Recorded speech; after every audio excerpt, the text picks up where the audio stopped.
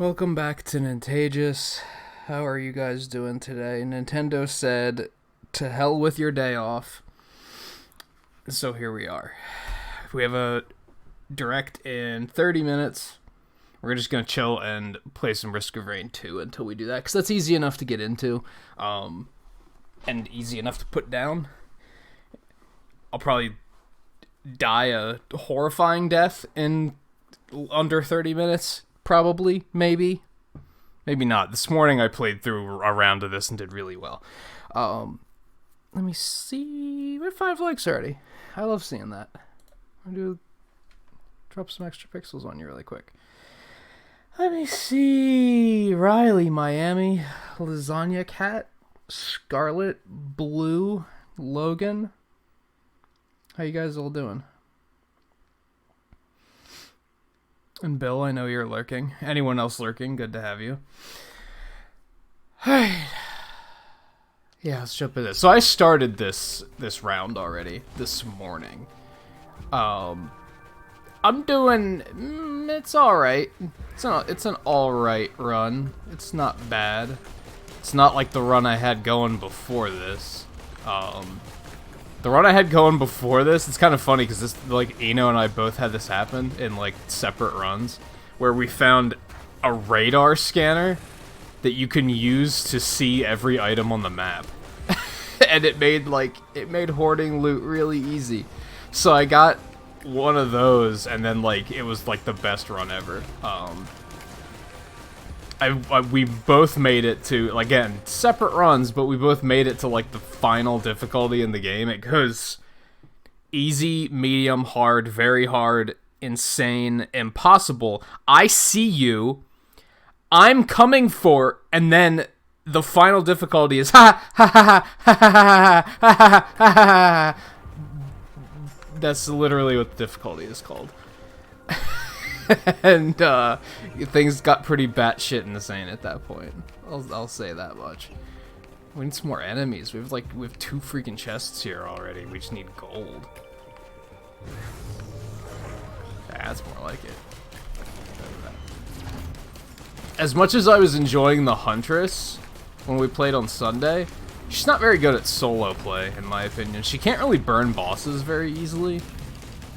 So I went back to the Commando for solo play. Actually, if things go well today, we might be able to unlock a character or 2 before the direct happens. We'll see about that. Ooh, medkit. I'm into that.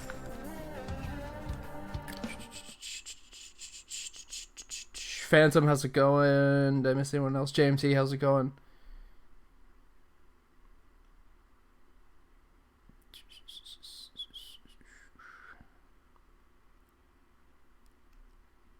Okay, Blue, no problem. You're probably not here already. But no problem. We got time. Oh, that guy. Okay.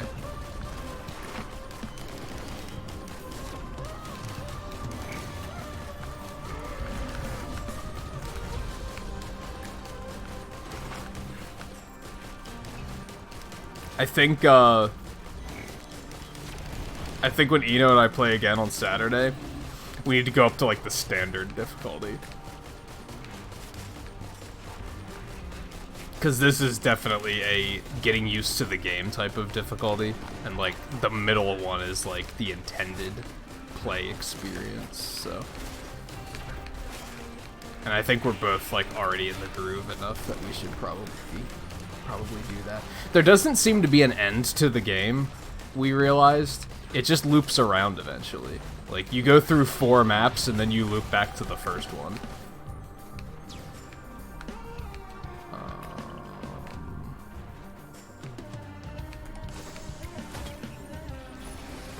Ooh, stun grenade. Good stuff. Alright, let's finally get out of here. Whoa.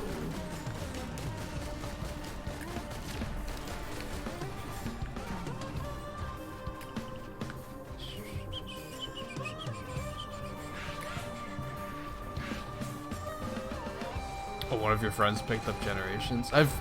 I mentioned this a couple weeks ago, but I don't know if you were here. I was kind of thinking about like starting a new Generations file or something for streaming. But there's so many other games to play right now that it's probably not something I'm going to do anytime soon. But it is something I was thinking about. I was thinking about like contacting a few people that I know play the game and see if they'd be interested in a fresh start.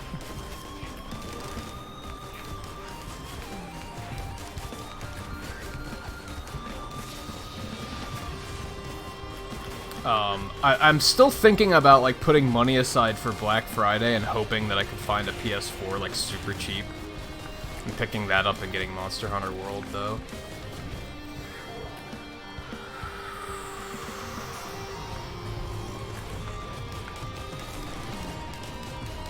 Why do you think that, Scarlet? I kinda doubt it, but never know, I guess. I need loot. I need loot. My loot. Loot. Ooh, chance to bleed.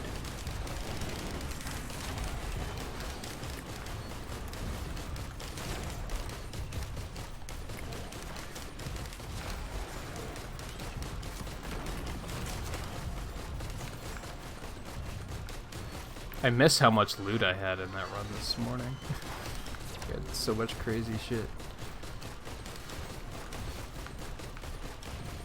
But yeah, I'm getting close to... One of the characters you have to beat 30 stages. I'm getting pretty close to that. And then there's that other character that you need the 10 lunar coins for, and I have those. I just have to find my way back to that area to spend them.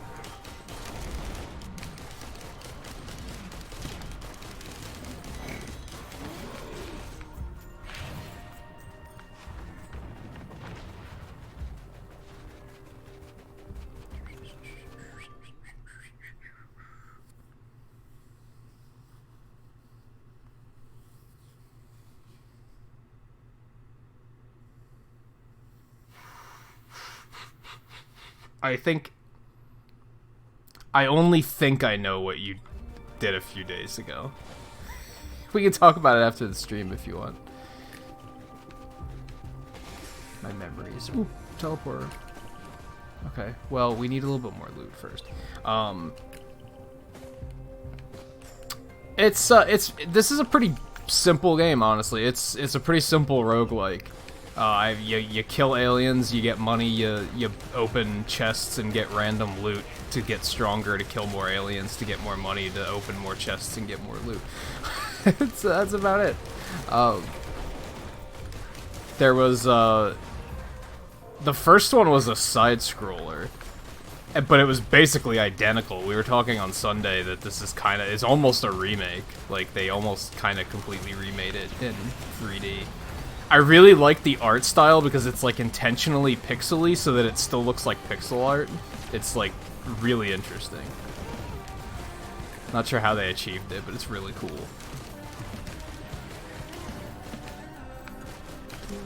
Lost. The enemies just constantly keep coming. The only break you get from that is when you clear a teleporter. Did I not? Yeah.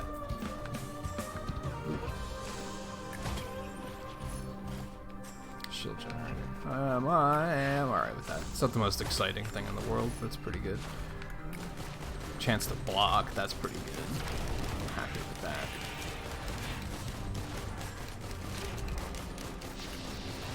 The goal of each stage is to find the teleporter, activate that, then a boss spawns, and then you can move on to the next stage. But you don't want to, like... It's all about, like, pacing, I guess. Like, I could just stay here indefinitely and kill these enemies and get stronger, but there's that scrolling bar up in the upper right. Like, there's the thing that shows how long I've been here, and then beneath that there's like that scrolling bar. That's the difficulty. So that keeps ramping up the longer I'm here. So the longer I'm playing, the harder everything gets. Which I don't remember if the first game did that. It probably did. Maybe it didn't show it on the interface. I hate these guys. Of course he teleported and then missed that entire attack. Okay, let's get this moving. What we got? Imp Overlord. Where is he? Important questions.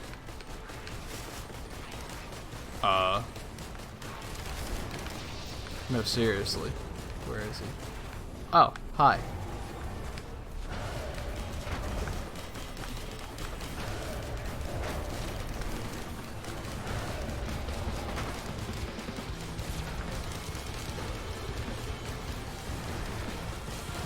Yeah, he's an ugly one.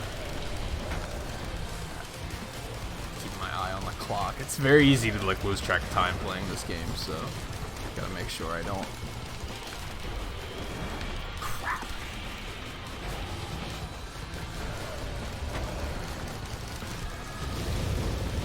What was that? Okay. I've only fought this guy like once.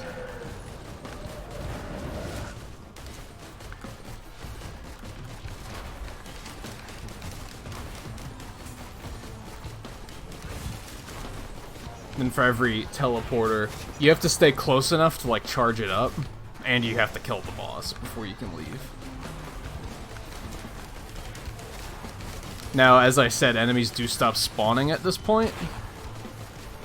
These are all just like kind of leftover, but you don't have to kill all of these. I can leave as soon as that's charged if I want to, which I might as well because your gold resets every level. So unless I want to run around and spend the money I have, which sometimes I do, but in this case doesn't feel necessary.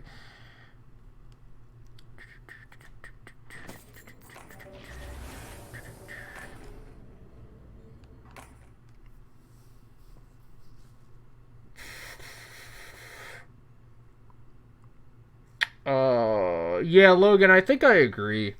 Like, you guys know how I work. That once I decide I want a game, I don't want to know that much about it. I want to just wait for, I just want to wait and play it. So, I don't want to know that much information about Pokemon. But on the other hand, it's always fun seeing the new info. So, I don't know. I'm kind of in the middle on that. And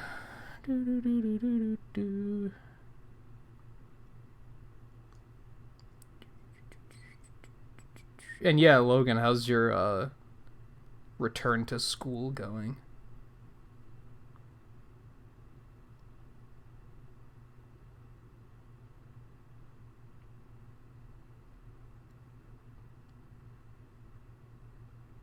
Were you talking about that boss being cute?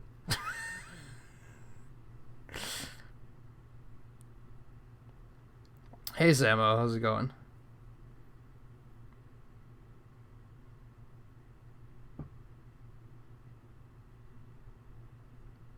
Hey. Chestnut is awesome. Lay off.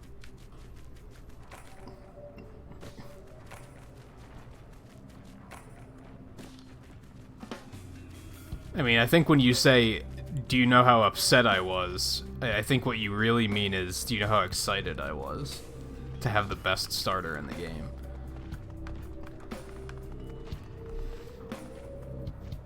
That's an expensive chest.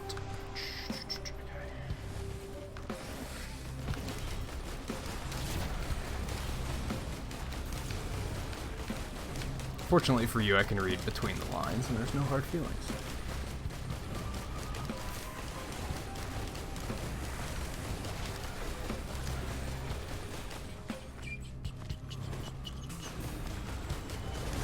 Had a quirky grin? That was a giant eyeball. Like, it had a big eyeball in its chest.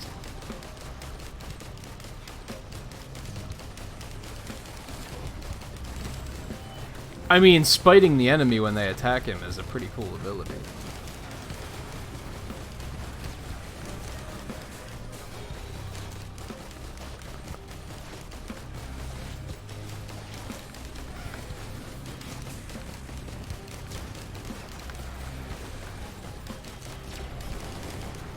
You know why I don't really want to know that much about Sword and Shield?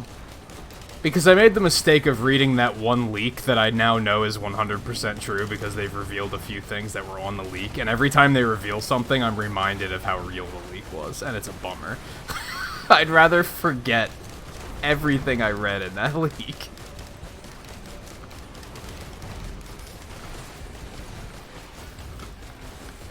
Although, I don't know. I think I did a pretty good job of forgetting what I read in that leak, because the last few announcements have been very, like, oh cool, I didn't see this coming.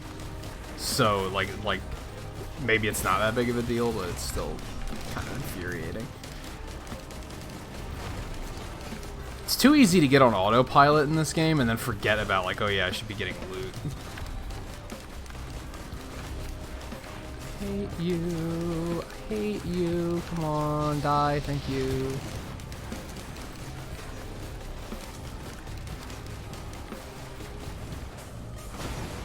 Ow. Let's go find some loot.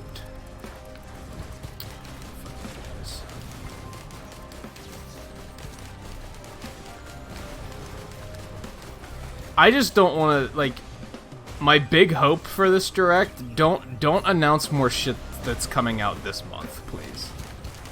I want to see everything coming out in, like, October or later. Because, to hell with September.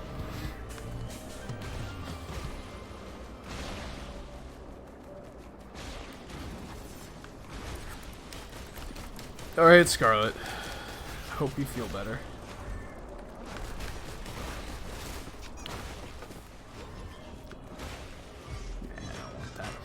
You know what, there's an achievement that I should try to get, though. It's gonna be a bit sacrificial. I don't know if I want to. There's an achievement to use a 3D printer, like, 7 times in a row or something. But I'd have to sacrifice items to do that.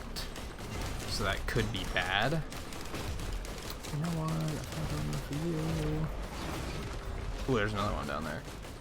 Is that better? That? That's the stand still and heal. That's not that great. The other one's crit chance. Oh my god, these crab things are just the worst. Alright, yeah, let's do it.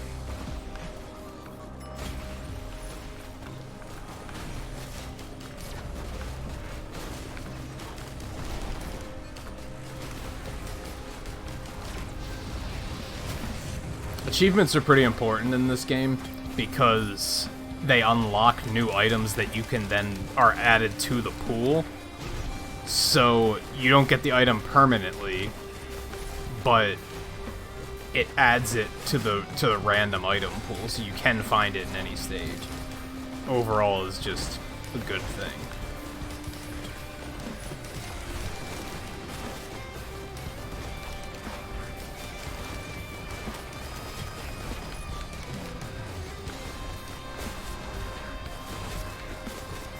Oh no.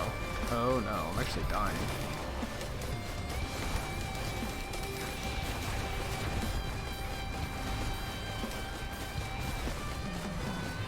Man, what's happening?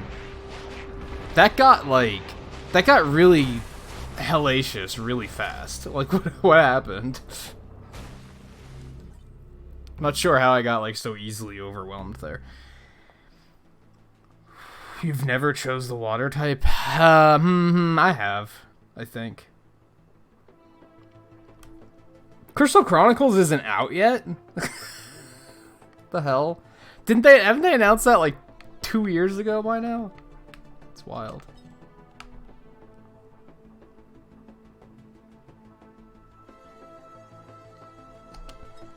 Ooh.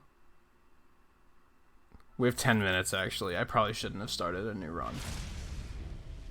I should probably get everything ready for the show. Because I have to switch cables around and stuff. Okay. So yeah, I will be back in just a minute. I want to hit the bathroom before we get started. And like I said, I have to switch cables around. I want to put the put the video up on my TV and such, make sure the layout's all set up before it starts, all that good stuff.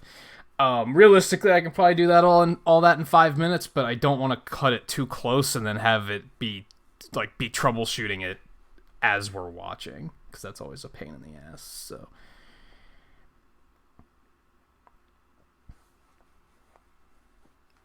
yeah, Frozen 2 is one of those things too, where it's like, that's just because of all the freaking hype.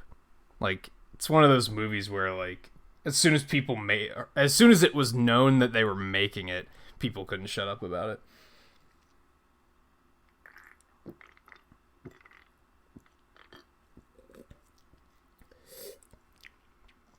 All right, like I said, quick shoot over to the break screen. I will be back in just a minute, and then yeah, the show's starting at about 10, so stay tuned.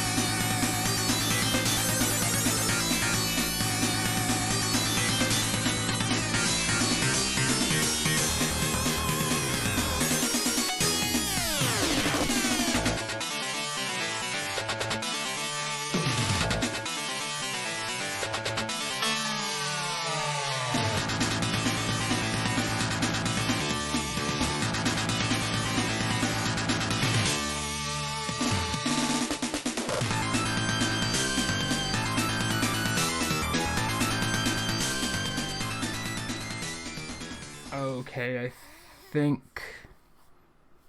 think we good. YouTube's been really slow lately. Anyone else noticing that? I noticed it last night while I was watching, just like chilling and just watching people do things, and I was like, wow, like, why? Why is YouTube being so slow? So hopefully that doesn't cause any problems. I kind of haven't touched... I haven't really touched this layout since E3, so hopefully everything's in order, and hopefully I don't have to troubleshoot too much. What do I want to see? What do I not want to see? I guess it's like speculation time, right? This one was so short notice that I haven't even had a chance to like talk to any friends about of just getting hyped, you know? As I was just saying with Pokémon and Luigi's Mansion similar, clearly that's going to be their focus here. But I hope they don't show us too much, because those are games I already want. I'm already getting those games. So I don't want to have too much revealed. I want to just go into those... I just want to go into those as blind as I can. So I hope they don't show too much of those. I don't want to see anything coming out in September because my wallet can't take it. Unless it's something that we already knew was coming out in September. And then, sure, like, show us another gameplay twist of Link's Awakening or something. That's fine. But again, I don't want to see that much because I just want to go in blind. Usual direct expectations for this, like, I think we talked at E3 that, like, directs are usually very hit or miss. I think sometimes E3's was really good. They kept it moving. It was real, like, just quick and snappy. It was really nice. They didn't linger on any one thing for too long. Sometimes they'll have a direct where they're going to be like, they do like a 20-minute deep dive, and it's like the most unnecessary and boring thing. So I hope they don't do anything like that. I hope they keep it moving quickly. Just bombard us with stuff. Like, that's typically how I like my direct. Like, to the point where I'm like, not even done processing the part before it, and they're already hitting me with something else. Yeah, I typically don't like when they do like 20-minute deep dives on something. I usually... Maybe it's because when they do it, it's usually on stuff that they shouldn't be doing it on. Not E3, but was it the direct before that, I think, where they went on like a 15-minute deep dive on Fire Emblem, and I was like, this is so boring. Like, you're not telling us anything. Everybody remembers the Smash Direct, or the... Yeah, the final Smash Direct, when they did, like, the 15-minute dive on Spirits, and everybody was like, what the hell are you guys doing? Pacing's very important to me for these. And that's usually... A lot of people just say they like a direct or they don't like it based on just what games they show and if they see stuff that they wanted to see. For me, it's all about the presentation. Like, even if it's a bunch of stuff I don't care about, if it's presented well, I can still say it's a good direct. Like I said, I thought E3 was really good. I thought E3 was like, it was a very well done presentation. My only problem with E3s was, which I didn't know it at the time, what they showed on Fire Emblem during E3 was a massive spoiler trailer. Like, that was all they did at E3 for Fire Emblem. They were like, hey, how you want some spoilers? The game's not out for another 2 weeks. Or 2 months. So that was stupid. But, I don't even think it was actually 2 months. I think it was like a month and a half. But, you know what I mean. Otherwise, it was a really good direct, and I hope this follows suit.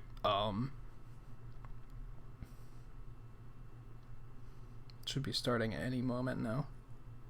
Ish. Yeah, right? Just hit me with this. Yeah, just rip the Band-Aid off, right? Hey, Yordi, how's it going? I feel like I need to put music here so that we're not just sitting here in silence as we wait. We don't do these very often, though. Should I have my headphones on? Might be too little too late. I can't hear that for shit. So let me turn that up. It looks like the volume's okay for you guys, though. Oh yeah, nobody saw this coming. I mean, cool, I guess. We talked about this the other night, right? I got Overwatch on PC, played the hell out of it for like a month, and then I never played it again. And I never had any interest in playing it again. For those that are excited for it, though, that's cool.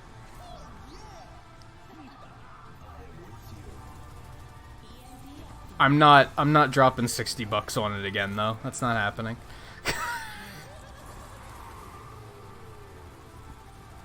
Although, you know, Gyro, that motivates me. Also, honestly, at this point, there's a bunch of new characters that I've never even played before, so that could be interesting. But I could just play it on PC again. You can also play as a hamster. That's a thing.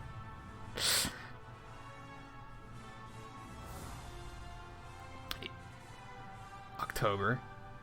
That's like right around the corner. Cool. Hello everyone. I'll be your guide for today's Nintendo. Yeah, Overwatch might be. I don't know if I'd say it's almost dead. And that was, oh. Of course, the latest trailer. Only tryhards play Overwatch. Like, nobody plays it casually and nobody plays it competitively. It's just that, like, middle ground that plays it. Okay, let's get into our first batch of Nintendo Switch headlines. Please take a look. I don't know. Like I said, it's cool, but I'm not excited.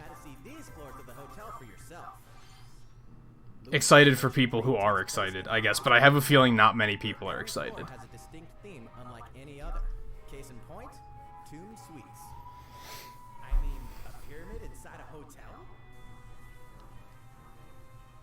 Guess we should expect some mummies, harsh sands, and booby traps.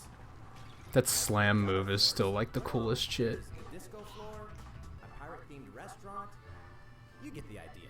May not be the usual amenities, but there's a rogues gallery of bosses to check out before you, well, check out.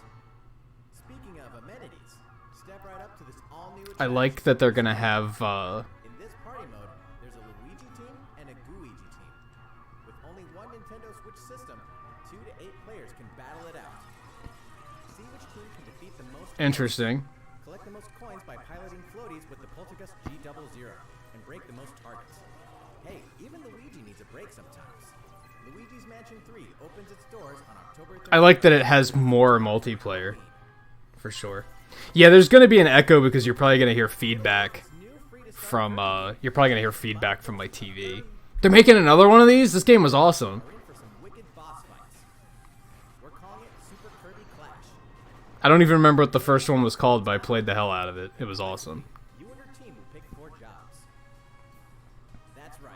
Get your weapons, get your gear, and get ready. Some mighty tough enemies await. Does it actually have online this time? Because if I remember right, the 3DS one didn't have online play. It was local only, which made it pointless. Work as a team. You can play alone, together on one system, team up via local wireless, or even play online. Okay, good. That could be fun. I'm into that. It'll be time to unite with friends and players from around the world and overcome each challenging quest when Super Kirby Clash launches later today. And remember, Of course. But they did say it was free to start, so that's not too bad. this long-awaited, recently released RPG is getting a remake. Oh yeah, this doesn't have a date yet, does it? Fans of the Mana series can look forward to I kind of the forgot about this. remake of the third game in the trilogy, Trials of Mana. From 6 different characters, you'll choose a protagonist and 2 companions. The ones Yeah, Kirby Clash was awesome. of the integral I'm pretty hyped that they're making another one of those. world. Now you remember what will happen to dear Jessica if I die. This interference will not be forgotten. As each character advances, they'll have the opportunity to switch their class, allowing them to learn stronger special moves So this is an example. This is gonna sound really nitpicky. when picking your class to change your character's appearance and abilities. A lot of people probably didn't even catch this. This is an example of a game that should not be using motion capture. Why, during that cinematic, were those characters animated with motion capture? That looks like garbage. Find out what combat all looks fantastic because it's all actually animated, but they just phoned it in with motion capture for the cinematics. It looks like trash. I hate it when games do that. To the crew of this doomed ship. The fuck? What is this? The Aubergine vanished at sea in 1803, only to wash up 4 years later in Falmouth, England, with no sign of This looks survivors. wild. The fate of the crew remains unknown. As an insurance investigator for the East India Company, you must board the ship and uncover the mystery of its disappearance and return. Your analysis will rely heavily on one less than ordinary device. Use the power of the Momentum Mortem pocket watch to turn back time and witness each soul's last moment. Aww. Explore the ship. Observe the situation and record your logical deductions. Without you, the true tale will never be told. What brought the Aubergine to such an end?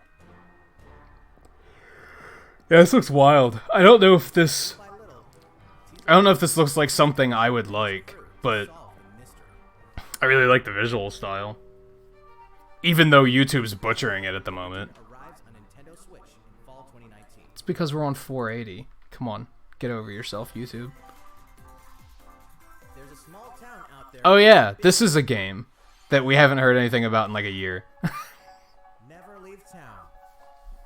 Little Town Hero. Owned by the people of this peaceful town and the castle protecting it. One day, there suddenly appeared a giant monster. To defend the townspeople, one boy named Axe will stand up to face it. Name's Axe. And the only weapons he'll need are ideas. But to win one of these battles, you must know when to use them. Strategy is everything if there's any hope to win. During battle, you can move around to garner support from townspeople. Take advantage to gain the advantage. Seize every opportunity to protect your town in this new RPG from Game Freak. And almost all the music in the game was composed by Undertale creator Toby Fox. Oh, well, so this game's gonna be the most popular game ever, because holy shit, Undertale. October 16th. You can pre-purchase I was gonna say this game doesn't look like anything special. Honestly, it's gonna blow up because of that alone. Fall is coming to Super I hate the Smash internet. Bros. Ultimate. We can finally confirm the release date of Challenger Pack 3, Banjo and Kazooie. Banjo and Kazooie. And Did it just... Was that part of the presentation that it looped back like that? after today's Nintendo Direct, we'll broadcast a video detailing how to use Banjo and Kazooie, featuring the game's Ooh, neat. director, Masahiro Sakurai. As a special treat, the video will begin immediately following the Nintendo Direct you're watching right now. Okay, so that's really cool because The release of Banjo and Kazooie. it means that they're not going to be talking about it during the Direct. But first, That's kind of neat. Oof, and now we know who's... Alright, are we going... give me the... Oh, we're going way back.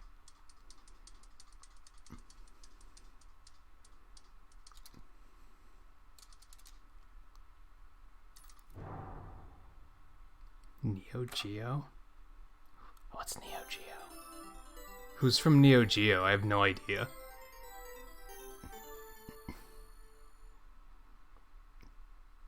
I have no idea.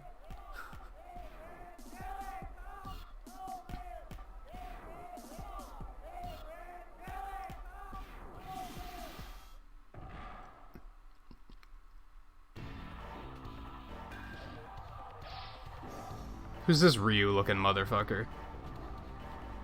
This is what, King of Fighters?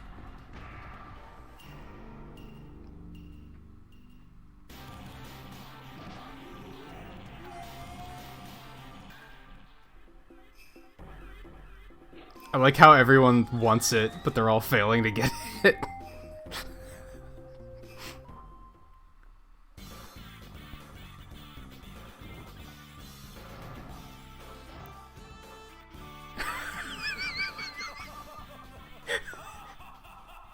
This trailer is ridiculous. I wish I, like, I wish I got it. Like, I get it enough, right? But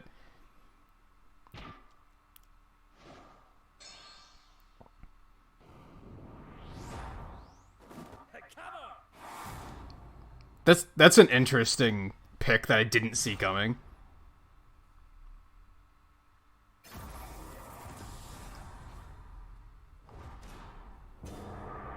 Fatal Fury, whatever. I thought it was called King of Fighters. Or is he in King of Fighters? I don't know. I don't know anything about SNK.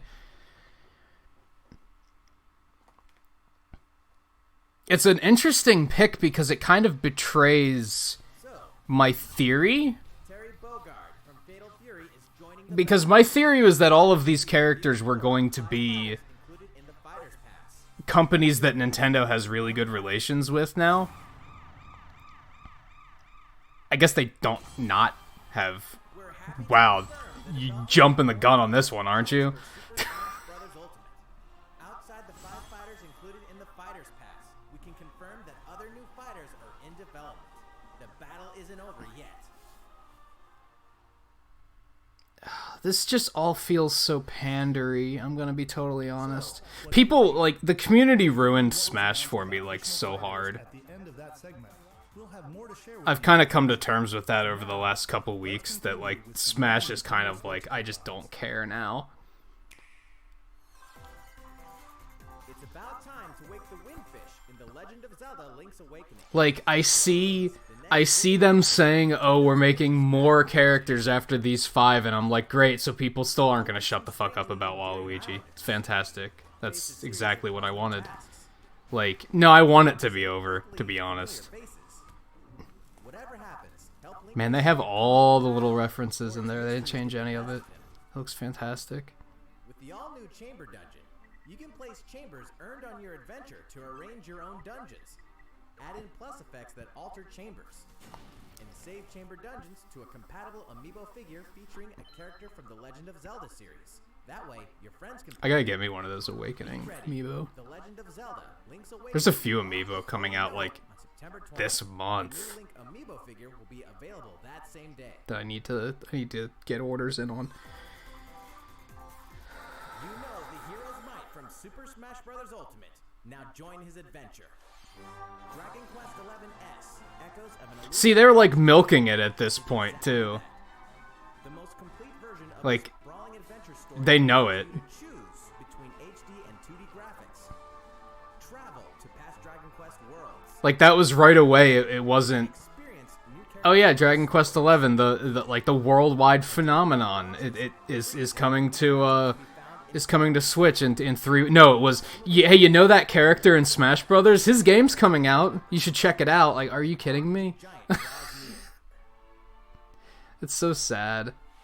Dragon Quest XI-S, echoes of an elusive age definitive edition, journeys onto Nintendo Switch September 27th. It's not even necessarily Smash community toxicity. It's just, On Nintendo eShop. it's too memey. Like, I stopped. I love talking about Smash Brothers. I love talking to people about, like, oh, they're porting this? I guess I'm not surprised by that. I love talking to people about, like, The Fire Emblem series and what characters would be cool in Smash, or, like, to Nintendo just what franchises would be cool to see represented in Smash. I love talking about that stuff, but the community made it so not fun. abundant. Its material The community ruined it, because whenever you try to talk about it, somebody just throws out, like, Waluigi or Naruto or Sans or some stupid meme bullshit. Nobody talks about anything that's actually a cool idea. It's really frustrating. And as soon as you point that out, they just think they'll push it further and be like, will join you from another dimension. oh, but Naruto would be so cool. And it's like, I'll actually ban you. Like, get out. The Fire Emblem and Shin Megami Tensei series. And I never cared about this game when it hit Wii U. new song that I'd be curious to know if it was, like, actually good. be sure to check out the other new features, from the new story elements to the characters joining you in battle for the first time. I'm probably gonna pass, though. Is that Tiki? Tokyo Mirage I didn't think it looked that interesting on Wii U, and I still don't think it looks super interesting. You can pre-purchase the game later today. I mean, cool, because if people were interested in it, Where nothing is what it then seems. they can check it out now. So, Boston, 2019. It all begins again when FBI agent Aaliyah Davis opens an investigation into an he wants a star fee, you won't rest it till he's given justice. opens the door to the I mean, The this story trophy. also Sorry. takes us back to New Orleans. 14 years ago. Here, our story follows an FBI agent who Waluigi isn't an important enough character. the journey between I like Waluigi as a character. He has no place in Smash Brothers. but what lies at the end? Will it be truth or madness? Deadly Premonition 2, A Blessing in Disguise, boggles and beguiles on Nintendo Switch in 2020. And now for a shocker. The original game in the series will launch on Nintendo eShop I've never even heard of this. Origins later today. I've never even heard of that. The Original Sin 2 Definitive Edition is finally I've never heard of this either. Nintendo Switch. Check it out. He's the guy who stands behind Wario and acts hype. You're not wrong. You're not wrong.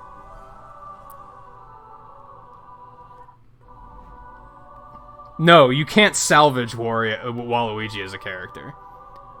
Let's get him in an actual game and take him seriously, and then we can talk. Is this like a Diablo-style game, I guess?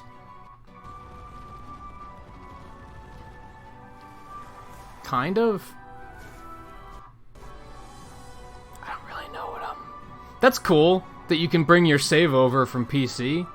Not enough games do that.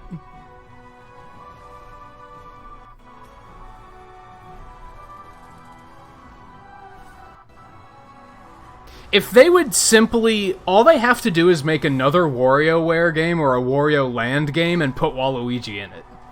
That's all they gotta do. That's it. The fact that they won't even do that tells me that he's a nothing character. Hey Nintendo fans, Pete Hines from Bethesda. I don't give a shit about anything Bethesda, so I'm just gonna talk to you guys instead. We have coming to Nintendo Switch later. A lot of people would say that Daisy's just as non-important as Waluigi, but they're missing the fact that making Daisy an Echo Fighter was fucking easy. Like, it was just easy. It wasn't something that they had to put a lot of time into. For the first time since its original release in 1997, Doom 64 will be officially... Didn't we know about this already? Relive your crusade against the demons in more than 30... Or was it just expected? Or, if you're a newcomer, experience the retro first-person shooter that helped make Doom one of the most popular shooter franchises in... Because they dropped all the other Dooms on Switch, right? I guess were we just assuming that this one was coming eventually? Doom 64 will release on Nintendo Switch on November 22nd this year.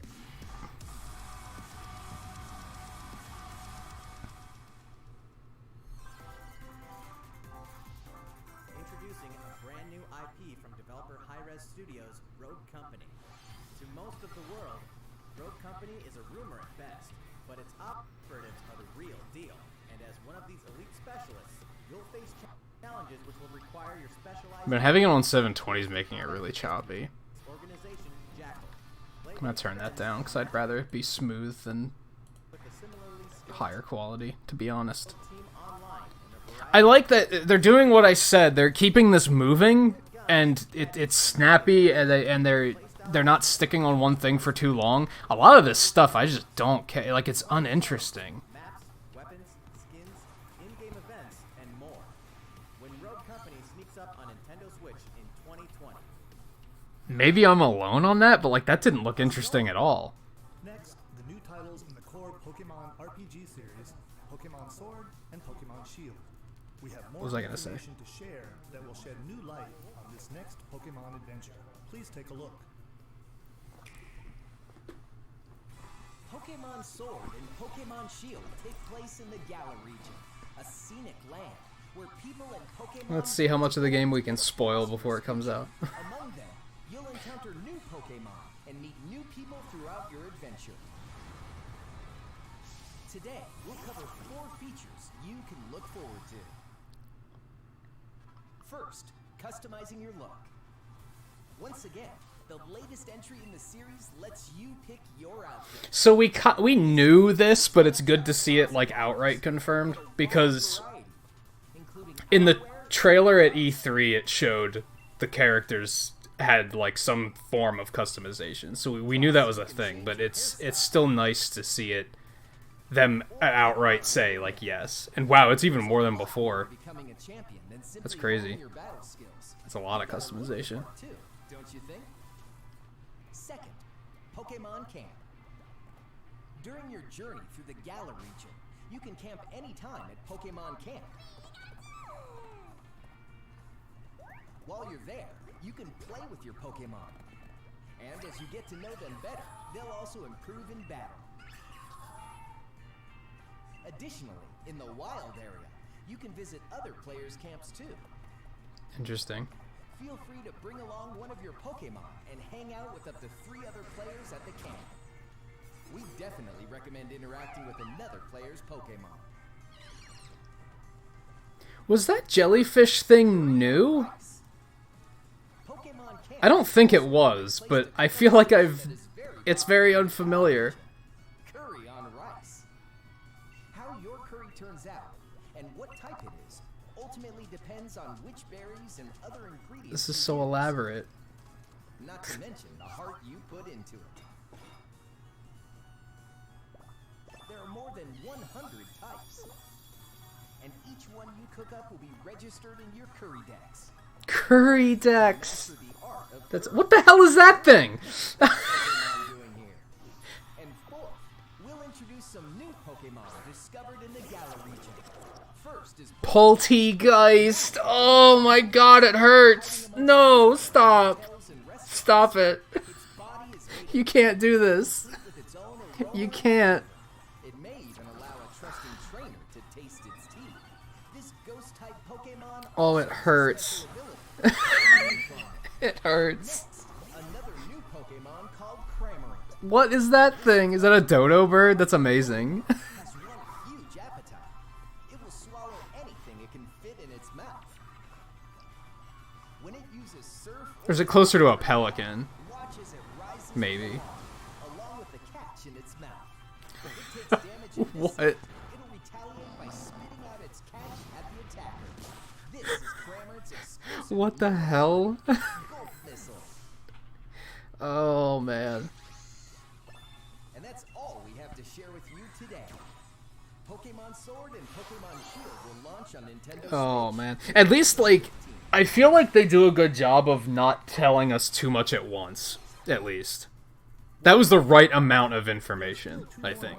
Until the game releases. Please look forward to the day you can start. That was enough to be like, oh cool, without it being So, stop telling me things. since we began offering Nintendo Switch Online memberships. With Nintendo Switch Online, Has been a year, hasn't it? we're getting a variety of games and fun features. I was kind of hoping they would. Now, we're looking to add in an additional library of games. God damn it. Nintendo Entertainment System, Nintendo Switch Online, I don't care. I don't care. Super NES games on Nintendo Switch. God, Game Boy would have been so much cooler. It's cool that Star Fox is on there. Which will be And I know Bill loves Stunt Race, so. first time. You can face off or team up in local multiplayer by passing a Joy-Con. Yo, hold on. Kirby's Avalanche is on there? Dreamland 3, Bill! Clear your schedule. We're doing it. The rewind function will be available from launch.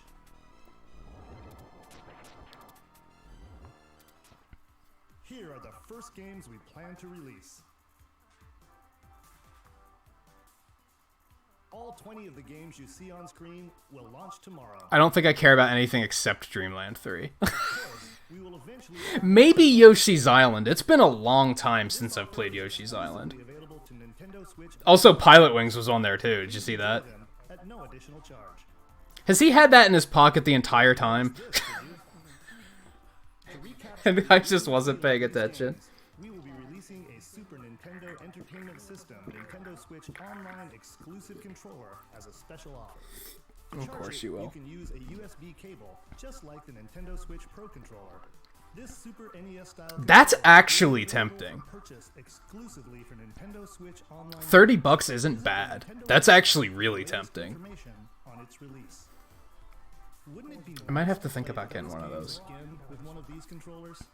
Well, let's move on to some more Nintendo Switch headlines. Sure, you know Tetris, but can you survive this? Nintendo Switch Online members, the large-scale I still think Game Boy or something would have been way cooler than Super Nintendo. Tetris 99 give people access to, You can't even play it until you achieve Tetris Maximus status. what? Can you survive against the best of the best? Well, good luck. So it's Elite Smash for Tetris. Daily missions for some added challenges. Ooh. By clearing these missions, you can acquire tickets and exchange them for a variety of I like all of this. Sweet. To showcase your I like all of this. This is awesome. in a vast array of new player icons too. Beyond that, the second wave of paid DLC is here as well. In two-player share battle mode, pass a Joy-Con I don't really care about any of the DLC. They seem to be putting all the good stuff in the free version. get together with friends to battle via local wireless on your Nintendo Switch systems and local arena mode. The version 2.0 update for Tetris Available 99 tomorrow. will be Cool. available tomorrow. Cool. Packaged version includes What was I saying? DLC and a Nintendo Switch Oh yeah. 9, 12, A lot of those Super Nintendo games, like, we've all played before, and I think it would have been, like, I've gone on this rant before. I think it would have been cooler to give us, like, something like Game Boy, because there's a lot of games on Game Boy that no one's ever played before. tradition of its own. Like, a lot of people haven't played Mario Land 2, or Link's Awakening, or Metroid 2, or Kirby's Dream Land and Kirby's Dream Land 2. Like, I think that would have overall been a way more appealing catalog than Mario World and Link to the Past again. More where that Again. Check out these 10 retro style events. I feel bad that I don't care more about this game. Graphics. I want to care, I just All don't. new, all retro, and very refreshing to play. On top The retro events look completely insane. unlockable characters, and a story mode in which Mario, Sonic, Bowser, and Dr. Eggman must escape from a game based on the Olympic Games Tokyo 1964. Mario and Sonic and the What? Olympic Games That Tokyo sounds wild. 2020 will go for the gold November 5th. That alone caught my attention. The next Damon X Machina demo will be here sooner. Thank God they're putting another demo out. Thank God. I'm going to check that out and hope and give this game a second Demo will be available for download. first impression. In this prologue, you'll man your mech through the beginning of the game, and all of your progress can carry Good. over to the I'm so happy. Like, I feel like this game has so much potential, but that first demo did not impress at all. This is the perfect time to take one for a test drive. And they took feedback into consideration and were like, Mode for up to 4 you know, tell us what you think, and then we'll make improvements. So, yeah, give us another chance to and make the bosses feel like to see it and make a better judgment call. Be ready by customizing your mech and honing your skills on missions. Man, I'm gonna have to schedule another demo stream here soon, I think. Or a demon. Damon X Machina will be ready for action September 13th. $30 is not a lot of money for one controller. Most controllers are like $60, $70, $80. Agent of the New Republic is our only hope to stop a rogue Jedi. This is so random. This is so random. And prepare to wield the full power of the Force. What about Knights of the Old Republic? Put that on here. That'd be pretty neat. Experience of Star Wars Jedi Knight 2 Jedi Outcast is coming to Nintendo Switch. I've never played those. We've got new details on some upcoming games. Yeah, using the 8-bit sprites instead of 16-bit, like, is a little jarring. Yeah, a little bit. Child of Prophecy. You'll have a whole world to explore. I agree with that. And on the go. When The Witcher 3 Wild Hunt Complete Edition comes to Nintendo Switch on October 15th. I've heard such good things about this game, and good things about the port, Along for the ride. but, like, I just don't care. Become the most feared pirate in the Caribbean in Assassin's Creed 4 Black Flag. Then transform This was leaked yesterday, I think, because people can't keep their fucking mouths shut. action-packed games for one great value. All past DLC and new features like touch control and motion aiming coming exclusively to Nintendo Switch in Assassin's Creed: The Rebel Collection. Battle for survival at the edge of a savage frontier. That's still just coming soon? You've got to be kidding me. Whether you're a veteran looking to take Come on. your on the go, That's something I'm actually interested in playing. you'll hone your skills, craft and customize hundreds of gear options, and team up with other slayers to take down boss-sized behemoths. As you can see, the folks at Phoenix Labs are adding loads of new content in anticipation of the game's launch on Nintendo Switch, and there's plenty more on the horizon. You're not going to tell us when it's actually coming out, though, is the thing. Open your calendar. At least give us a month. I mean, I guess 2019, there's not that much left in 2019, so...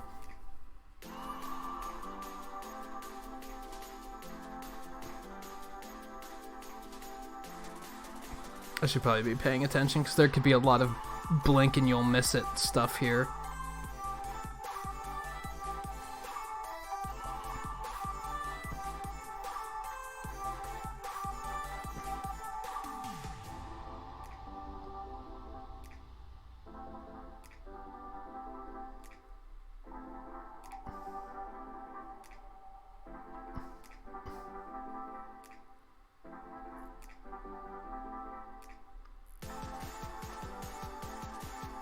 What are some of these games? The downside of the Switch having, like, being so easy to develop for now is, like, there's almost too many games, and there's a lot of stuff that's just not appealing. It's cool that the rest of the Devil May Cry games are hitting Switch, but a lot of this stuff is, like, it just looks so generic. How's everything And going? uninteresting. Next up, Animal Crossing New Horizons. We revealed many details about the game back in June, so we prepared a video covering what was announced. Let's see, shall we?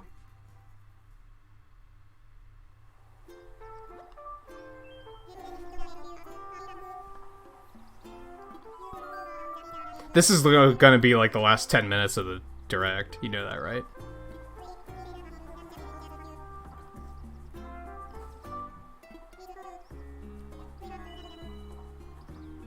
I'm kind of okay with that, though. I feel like we need to know a lot more about this game. Thank you for choosing the Deserted Island Getaway Package. A laid-back, relaxing time and a haven of nature awaits. For you and the other folks participating in the Getaway Package, the time's come to get into the groove of deserted island life. It may be a deserted island, but the Resident Services building at its center is here to support your needs, so there's nothing to worry about. Assassin's Creed ticks too many negative boxes for me, if that makes sense. It's just not a game for me. Select the spot where you'd like it set up. They're open world games, right? I don't like open world games. They're stealth games, aren't they? I don't like stealth games. Like, there's just a lot of With a variety of apps nope there for me. needs, including recipes for crafting tools. I was gonna check one of them out a long time ago, by crafting and then somebody told me that we're going to need some it's a materials thing that I'd have to start from the beginning. I wouldn't be able to just jump in on that installment. And I was like, well, fuck that then. I don't have that kind of time. and stones. Then we'll head to Resident Services and use the workbench. Nicely done. This is all stuff they told us at E3. You can use the tools you craft to acquire new materials, like this. And with those, you can craft. I guess they didn't tell us at E3. You had to really read between the lines to pick this stuff up at Feel free to E3. place furniture I guess, inside to be fair. or outside. You can fine-tune the arrangement so that the decor expresses your style. It's not Minecraft at all. Enjoy the deserted island life. Let's head It's Minecraft because it has crafting. That's like the most closed-minded thing I've ever heard. We also buy your unwanted items. Lots of games have crafting. Minecraft wasn't even the first one to do crafting. Spoiler alert. In addition to the usual in-game currency, bells, you can also earn Nook Miles through the Nook Mileage program. You can exchange your miles for special items and recipes. You'll earn miles through a host of activities on the island, so be sure to take advantage of this program. Yeah. Yeah, RuneScape didn't come out 20 years ago or anything. The joys of It's life. definitely it's just Minecraft though. Go fishing, catch some bugs. This was more than 20 years ago, wasn't it? This game's old. Flowers, and pick them to make a garland. Thanks to crafting, even weeds have their uses. Of all Blacksmiths of old ripped off Minecraft. a nutritious snack will help you shovel up a tree in no time. plant it somewhere else to change things up in that corner of the island.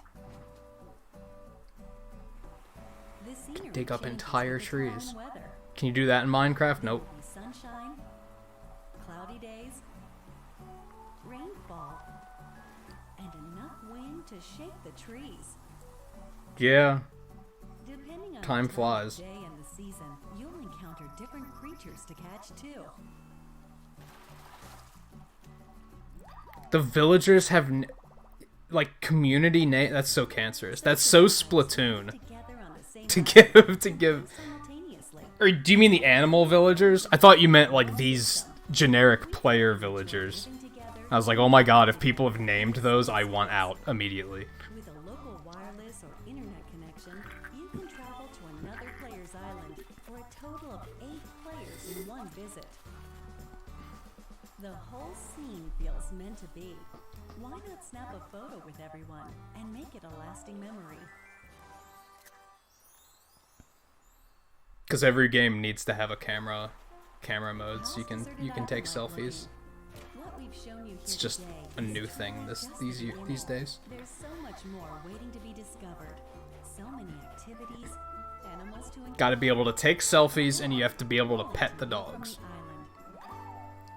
If you can't do those, then your game's trash. That's pretty much all it comes down to.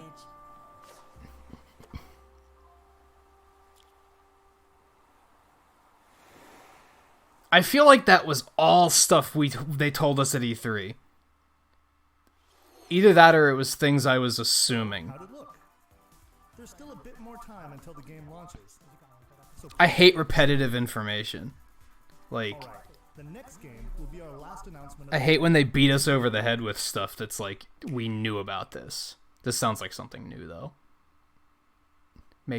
Wow me.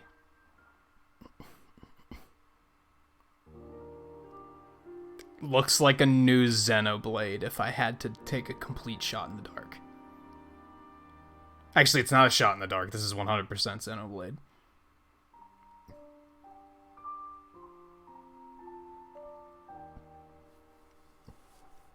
I don't think I care. I hate to say it.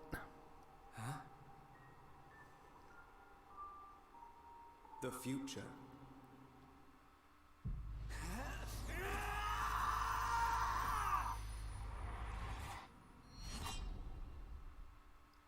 Oh, and it's like a remaster. I really don't care. Damn. I was willing to give it a chance if it was like a new game. If it was gonna be a new one, I would have been like, okay, I'll hear you out. I don't really care. Monolith Soft's Xenoblade Chronicles, which originally released in 2012 on the Wii system, is destined to be reborn on Nintendo Switch as Xenoblade Chronicles Definitive Edition. Yeah, because we already ported it once. Why not port it again? Please look forward to more announcements in the future. That's it for today. Thank you for watching. So, presentation-wise, that was a good direct. They kept it moving. Just like I said, they didn't stick on one thing for too long. But I feel like a lot of the news in there was really meh. Director of the Super Smash Bros. Ultimate. I think there was only like 2 or 3 things I cared about. A little bit about Hero. Like on a personal level. I'd like to show you all how to use Banjo and Kazooie. I think it was a good presentation. It was just for me personally. There wasn't a whole lot that I was excited about. Or even a lot that I could look at and be like, oh, someone's excited about that, so that's cool. Now that today's Nintendo Direct is over, please let me take just a little bit more of your time. You may remember That meme is already old, Lasagna Cat. I'm just gonna two controllers point that out. like this. Push it any further and you might not want to do that. Opposing heroes will block those attacks automatically using their shields.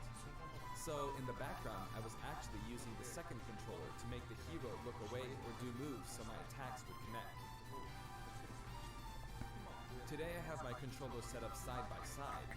But back in the GameCube days, I lined them up vertically, like this. I mean, it's pretty meh when, like... Nintendo Switch Pro controllers, however, and you'll end up accidentally pressing the L and R button. Yeah, Minecraft ruined Minecraft, that's accurate. I do it like No, it's the community that ruined it, just like everything else.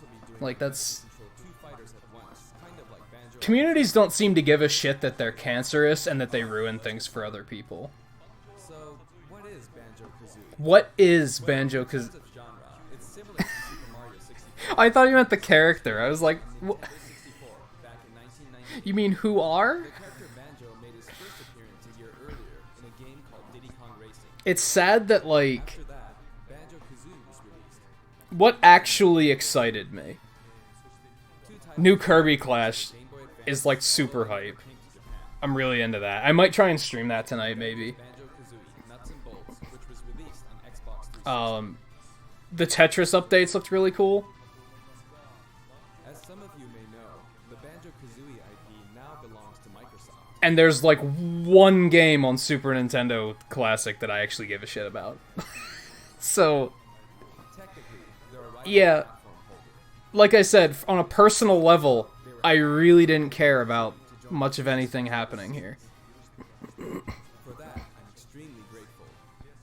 Rare also welcomed us with open arms. So, if you want to play Banjo-Kazooie today, you can do so on Xbox. I know this is a Nintendo broadcast, but please give the game a try on Xbox. It's Now ridiculous. let's talk about the music. The Banjo-Kazooie series music. And they know how ridiculous it is. If we were to include this music in Super Smash Bros. Ultimate as is, it wouldn't really match the atmosphere of battle. So we put a lot of effort into arranging the music for the game. Oh, We'd like to play for you several of these arrangements during the showcase. turn it up. Up here, I'm putting my headphones in for this. Give me a second. you'll see the track names. Okay, let's take a look at the fighter. We gotta do some audio nerding right now.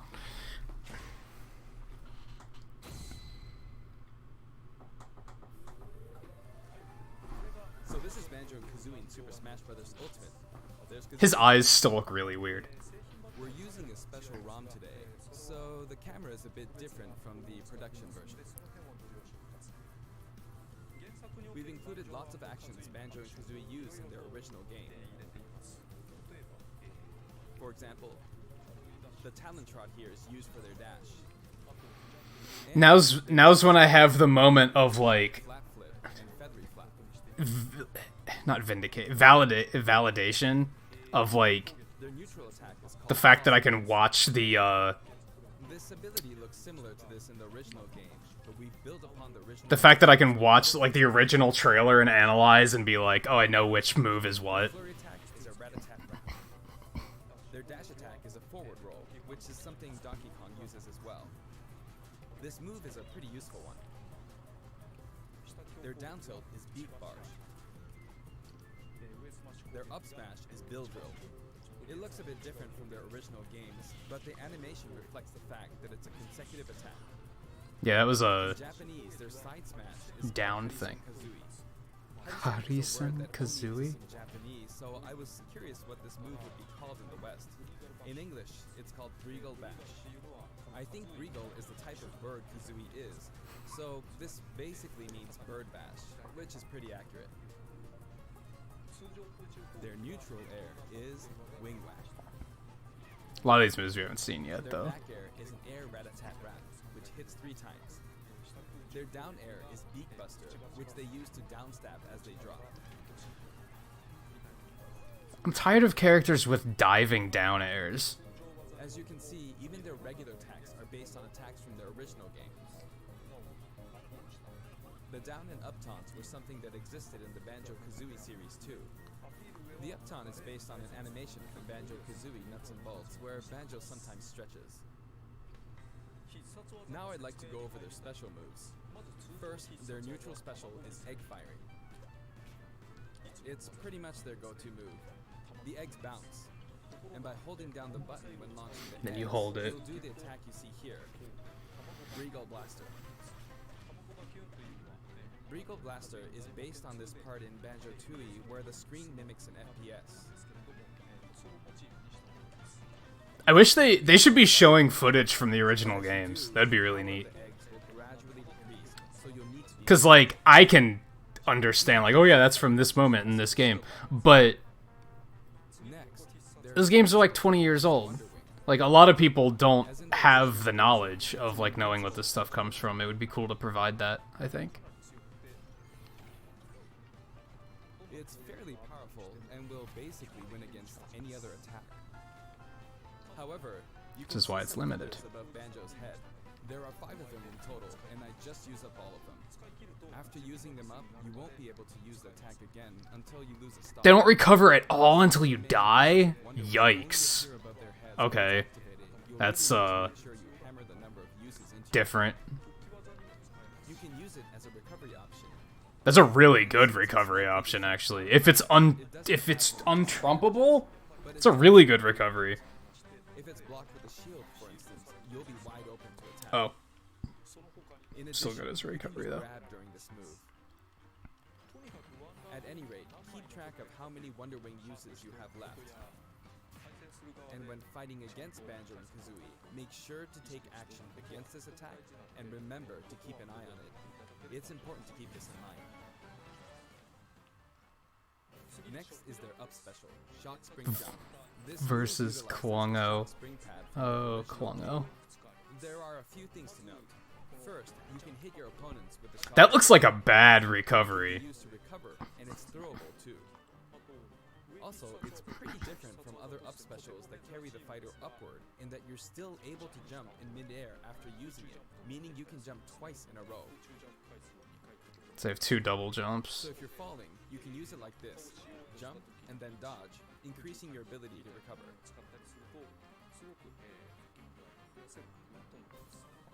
By the way, the height of a shock spring jump will change depending on how long you hold the button down.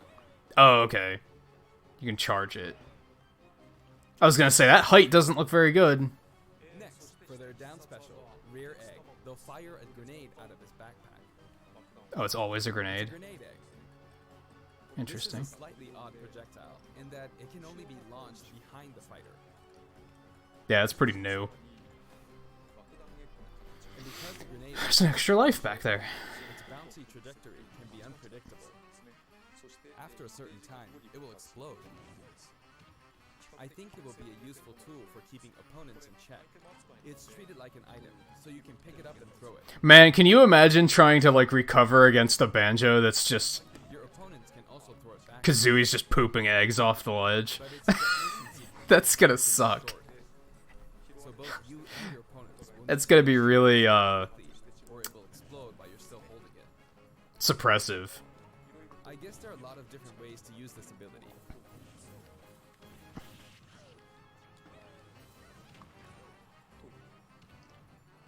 Lastly, their final smash. They even show all of his attacks? I feel like there were a few aerial attacks that they didn't show. Deliver the final blow to Gruntilda in their original game.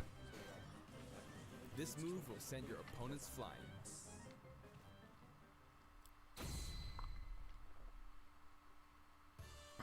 This stage is called Kurukuruyama in Japan, but in the West it's called Spiral Mountain. As you can see, it's a mountain where the bottom portion is a spiral shape. A rotation icon will appear, and the stage will spin. This is quite unusual, even for the Super Smash Bros. Series. It's truly unique. Anything on the stage, items or otherwise, will also move. As the stage turns, the shape of Spiral Mountain will also transform. I think that could actually make you dizzy. Hey, Mumbo. Platforms like this will appear from time to time. A bridge He just took his eyes out and juggled. Is that a thing he did in the original games and I'm not remembering it? That's unsettling. Like, whoa. the fighter and the stage. I don't remember him doing that. I feel like that's totally in character for those games, though. That's probably not that wild. This time, I'll be taking on not just one, but 2 fighters in a team battle. And yeah, you already, like, Kong and Diddy Kong. I've realized that, like, Gone. So So there are actually 2 on my side too. What was So it? should be fine, right? Probably not. In fact, definitely not. Yes, that's not a 2 on Looks like 2. we're gonna get beaten up pretty bad if Um, I just stand around. Yeah, the first night I was playing Astral Chain, somebody said something about, like, oh, well, I guess this is our 5th DLC character, and I was like, why does everything have to revolve around Smash? Are useful at times like Why does literally literally anything happens and people are like, how's this going to affect Smash? It's like, oh my god. these as we take them on. Like, I understand why he gets frustrated. Like, there's that one time he kind of, like, low-key snapped on Twitter because people kept reading into everything he was doing, and he was like, would you stop assuming that, like, my entire life is one giant Smash teaser, because it isn't. And since the final And it's like, yeah, I get it. the opponent Like, can use it twice. because people really are like that. I'm at quite a disadvantage, but I'm going to try my hardest. I can use Wonder Wing 2 more times. Oh, Smash looks really good. Oops, I guess I should be explaining all their moves, huh? Auto fire, auto fire. Ooh, ouch. Oh, the final smash meter's filled up. You can have that. Now. And nice. Yeah, that's why I started memeing. I think that was in Fire Emblem I started doing that. Where, like, if I'm playing a game and the word Smash comes up, I'm immediately like, oh, confirmed for Smash. Like that, like, let's just read into that. That has to be a connection, right? Because the world revolves around Smash. Like, it has to be. Final smash. Has to be. I forced him out, so I win. Yeah, speculation gets Banjo picks up the Jiggy from the original just game. speculate. Like I said, I love speculating over this stuff. That's the really sad thing to me. Is because I love to speculate and talk about this stuff, but like 90% of people aren't fun to talk to about it. First, we have the witch Gruntilda. In Banjo-Kazooie, this poor soul gets sealed underground by a boulder. Anyway, she's very cruel, and you can hear all about her from her sister, Gruntilda.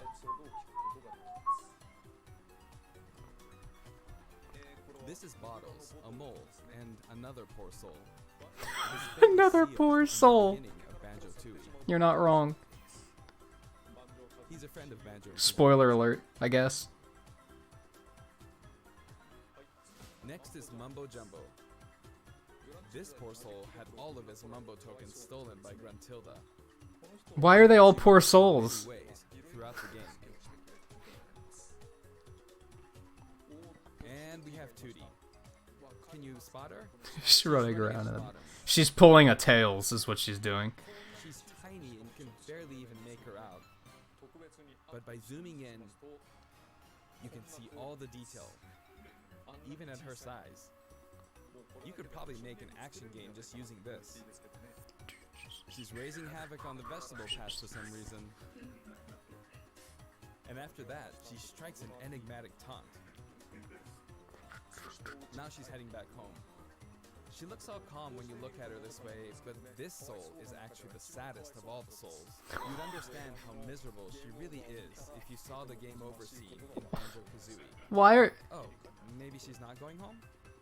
are they all poor souls? I don't get it. We saw some of these a short while ago when the mighty Ginginator appeared.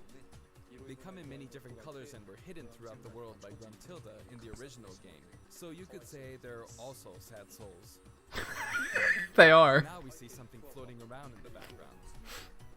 These are our basic enemy characters called Buzz Bombs, but since they can float around, they're lucky enough to have made the cut in Super Smash Bros. Ultimate. This is what they look like close up. It's basically a dragonfly, right? We put a lot of thought into the guest characters as well, and we put a lot of effort into these hard-to-see areas, so I hope you enjoy it.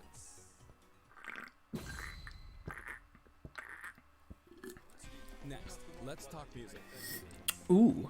As I mentioned earlier, we're taking country-style Gobi's music Valley. and adapting it for use in battle. We're including a total of 10 music tracks. This track sounds Of sick. these, 7 are entirely new arrangements. I've always thought that getting all this for $5.99 is a fantastic deal. So, I hope you enjoy it.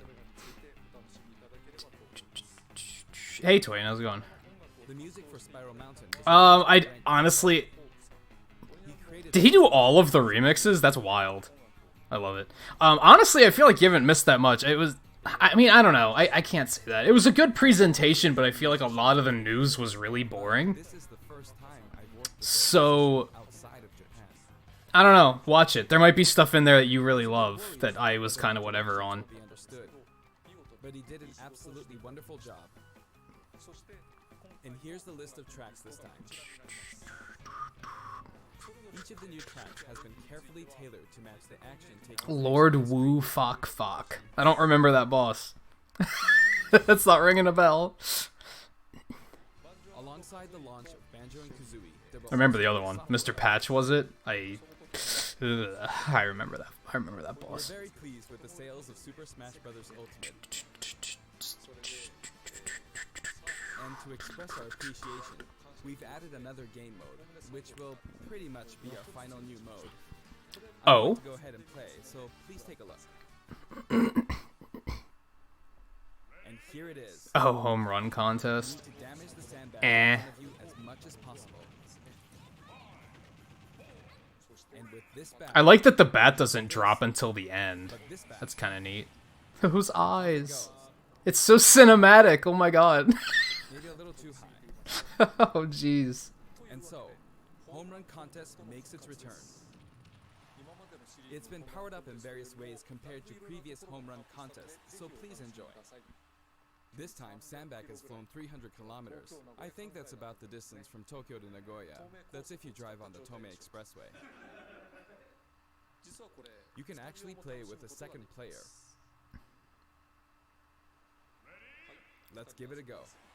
Attack, attack, keep attacking. He's doing this he's doing this himself.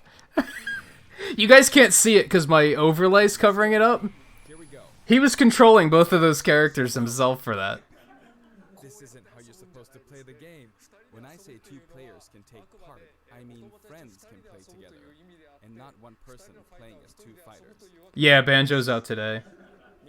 But I guess that's okay, big stuff for me.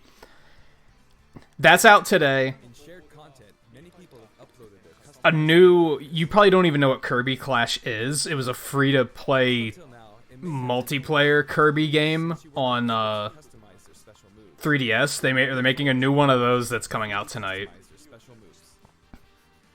If you find a Mii fighter that you like the look of, you can freely download them and set the special moves however you want and play as them. Oh, so okay, I gotcha. So you can, if you download a Mii, you can now change their moves. Software update. And only Anyway, that's out tonight. Tetris updates tomorrow, I think. fighters. And Super Nintendo Classics tomorrow, Varieties of Mii fighters. which I give a shit for one game and one game only. Please take a look. Basically, that's a stretch. There's a few others I might play, but I've gone on the Super Nintendo rant before.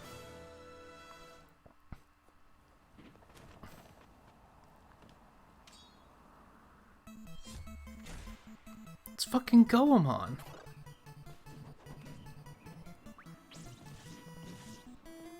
Oh yeah, he's SNK, isn't he?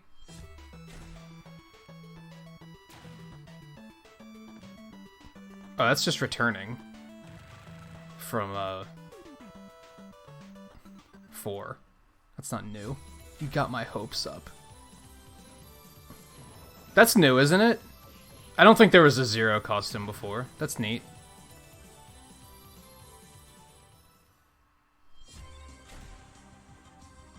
Pokemon.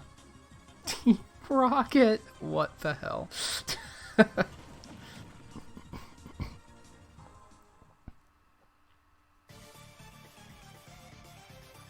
Oh my god, they actually, like, made a Mii outfit for him.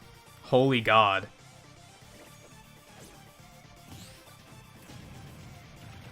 I don't know how I feel about that.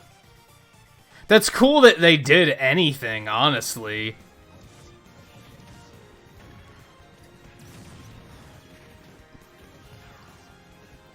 I'm really torn on that. Yeah, they're either going to be really happy or they're going to hate it, right?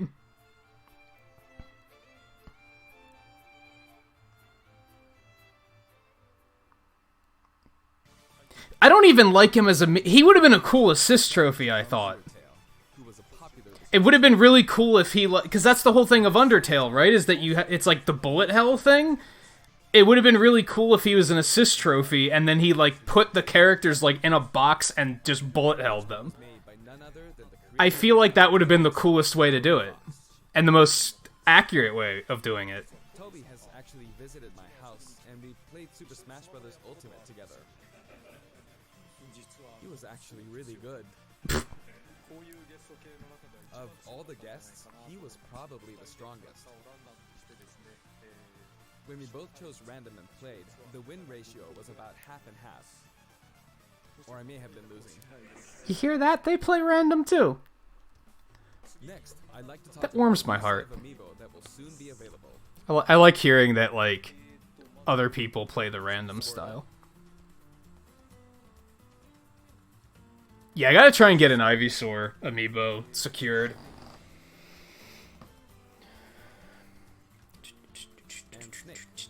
Maybe Squirtle too. They will each be available on September 20th. Might be too late already. The software update, Honestly. Banjo and Kazooie DLC, will be available today.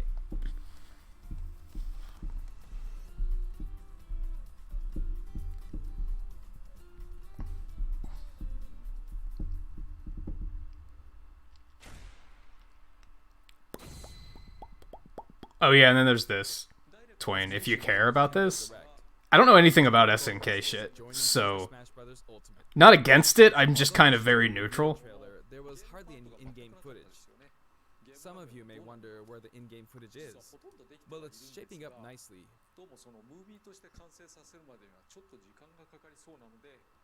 But we weren't quite ready to include it in the reveal.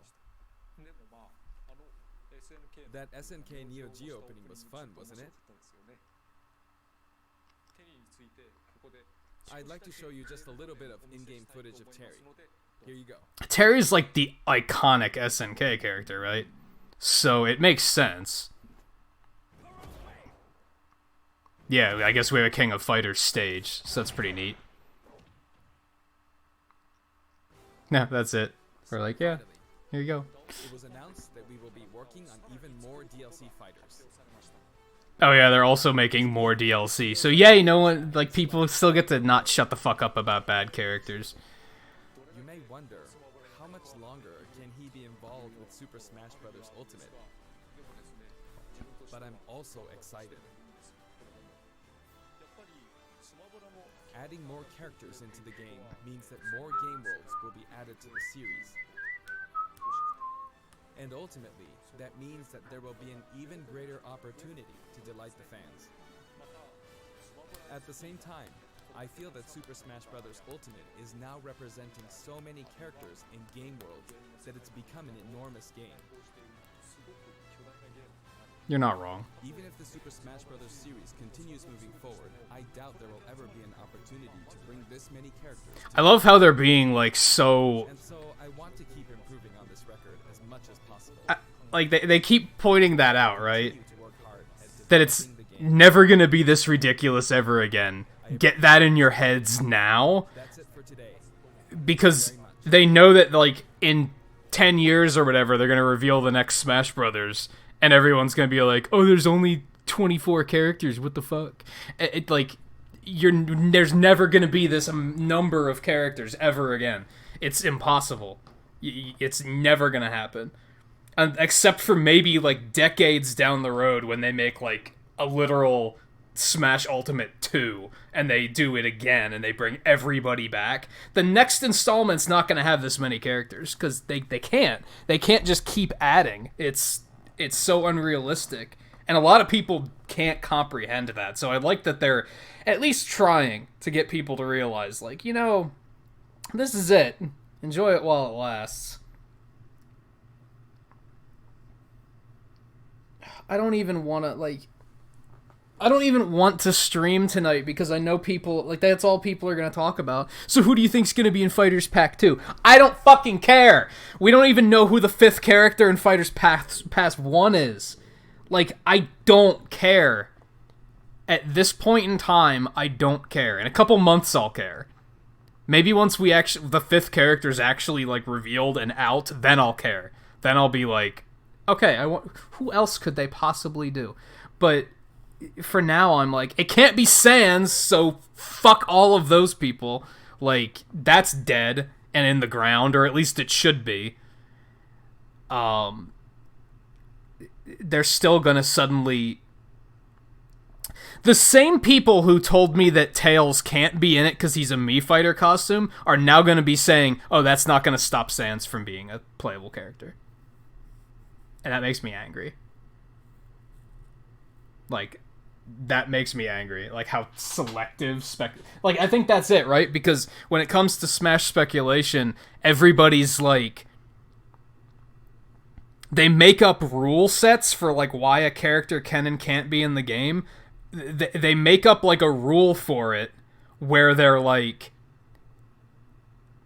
Since this is what I want, it'll work. But if it's what you want and I don't like your idea,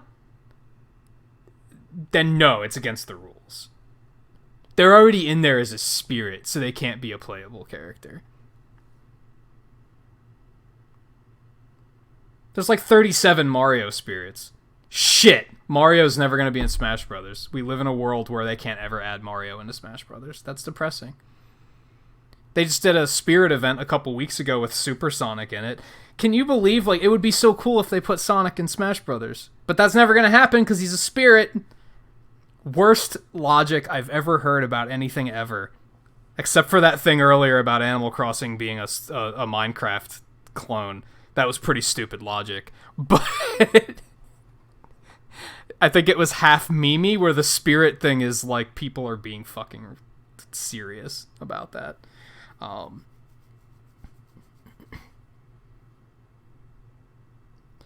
Give me 1 minute. I promise you, View, this isn't a joke.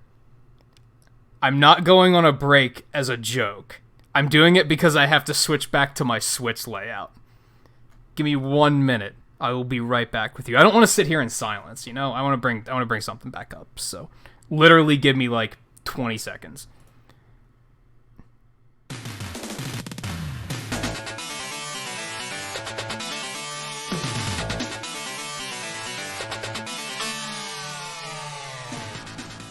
It's unfortunate because you don't get to actually enjoy the music. Also, I should have switched my cables around while I was doing that, because now the Switch isn't hooked up. Oops. And yeah, you know what? View hasn't heard the music yet. Enjoy it while I switch the cables back. But welcome, Raiders, otherwise. I will be back in just a minute.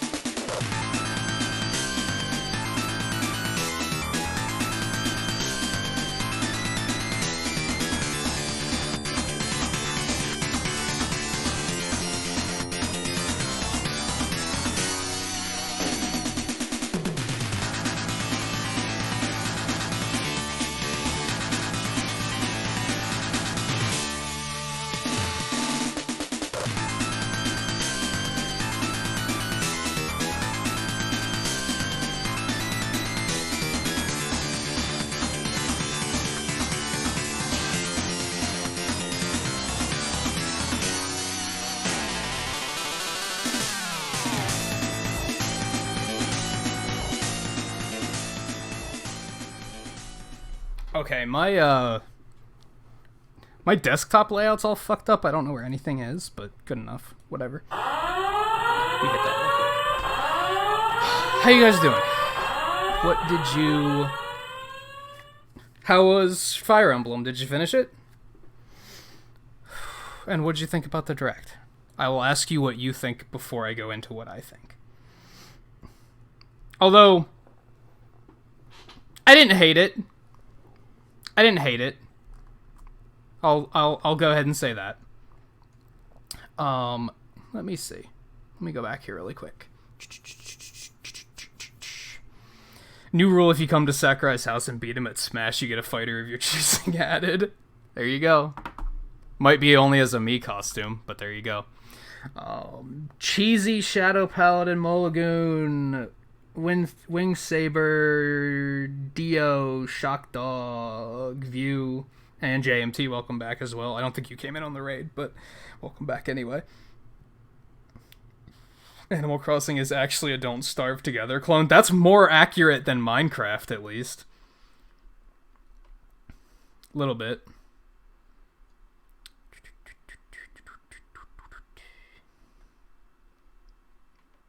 You promised your viewers I would rant about Sans?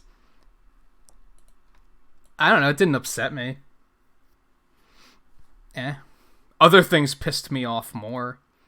I still think he would have been a cooler assist trophy. I talked about that briefly, that like, because that's the whole thing with Undertale, is the whole bullet hell thing, right? So I thought it would have been cool if he had an assist trophy and then he just put all the characters in a box and then just bullet held them. Like, I thought that would have been the most fitting way to do it. Or like a stage or something, like make the stage just the Sans fight. I thought that would have been cooler, but like, if you're gonna do it, at least do it right, is kind of how I feel.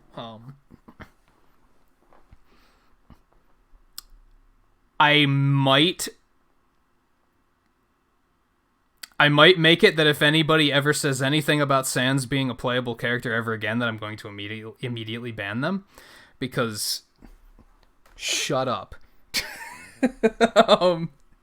That's the only thing that, like, outrages me, is that I know that, like, the exact same people who told me I'm a fucking idiot for wanting Tails as a playable character because he's a Mii costume are now going to be saying, Sans can still be a playable character. Being a Mii fighter doesn't mean anything. Fuck them. I know they're gonna do it. That pisses me off. I'm not pissed about the inclusion. I'm just pissed that I'm like low-key pissed that the community got something they wanted, because I know that they're going to be fucking toxic about it, but I'm trying to be just kind of like, it's cool that they did anything. Like, cool. I'm not mad. I was more like, kind of like, whoa, more than anything, but I know they're going to be toxic about it. I know they're going to be toxic about it, and that makes me sad.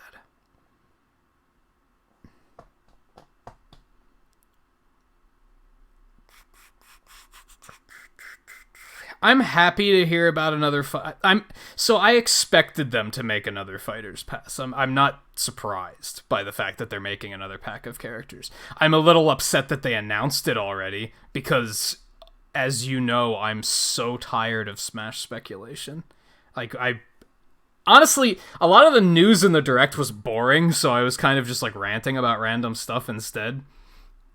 And I went on for, like, I don't know, Yordi, I was mostly talking to you about it at the time. That was, what, like 5, maybe 10 minutes? Where I was like, I love talking about Smash Brothers. I love the concept of Smash Brothers, bringing all these worlds together, and it's explorative, I think. Like people, that's how I always looked at it. When I was introduced to Smash Brothers, I was still kind of a new Nintendo fan, so I saw all these characters that I was unfamiliar with, and I was like, I want to know more about these characters. It introduced me to a lot of franchises, and I really like Smash Brothers as that. And I think it's a really cool concept because of that.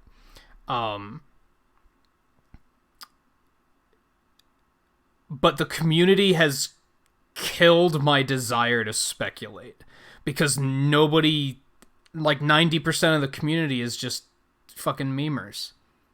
Like, it's just memes. Nobody ever talks about, like, really. No one ever said, "Hey, what about the guy from SNK for Smash?" Like, no one ever said that. No one ever said. I heard like one person ever saying Chrono from Chrono Trigger would be cool. Why? Like, that's just like, Like, yeah, he would be cool, but you never hear anybody saying that. You only hear fucking Waluigi and Sans and Minecraft Steve and Naruto. Like, shut the fuck up. Like, no. And I don't know if they're serious or not. That's the infuriating thing for me. Is that's just, I can't tell if they're serious or they're just memeing or both, but it's gross. And half of the time you bring it up, somebody's just like, Naruto would be really cool, though. Shut the fuck up. Stop. No, he wouldn't. Just stop. Like, and it sucks. I don't like talking... I don't like talking about Smash Brothers anymore. I used to love it. Ask Bill. Back in the day, well, like, during, like, the dojo for Brawl, when we were, like... staying up late every night waiting for the updates, thinking we might get another character tonight. I got a feeling tonight might be the night. It was hype as fuck. Like, it was awesome. I loved talking about all this stuff. And now it's like, it's not fun anymore. People sucked the fun out of it. And it's so sad. It's so depressing. I switched back to this because I wanted background music, and now we're, like, not getting background music. Oops. Here, I started a new one anyway, so I'm not in the middle of a run. I can just go out to the... There we go. We'll just use that for music.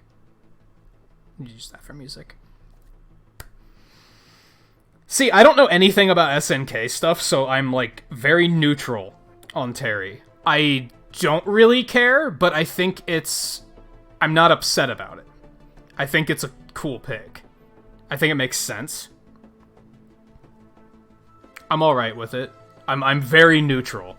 I'm not excited and I'm not upset. I'm just like, okay. Neat. I don't know enough about any of that stuff to, I don't want to have this too loud, because then I won't be able to think.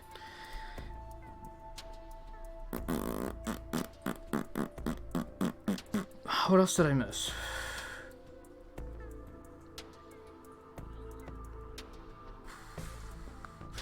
And yeah, the Direct was good presentation-wise.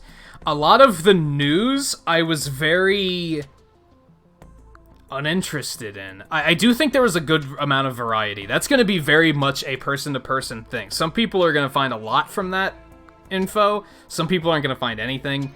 Some people might find a few things. The big things for me were... New Kirby Clash is really fucking cool. I really liked that game on 3DS, so I'm pretty hype about that. I might stream that tonight, but I'm also kind of still wanting to take the night off. Because I only got like 5 hours of sleep. So, I don't know. Maybe. But I'm excited for it. I'll probably check out Banjo tonight. I'm not gonna stream it, but I'll probably check it out.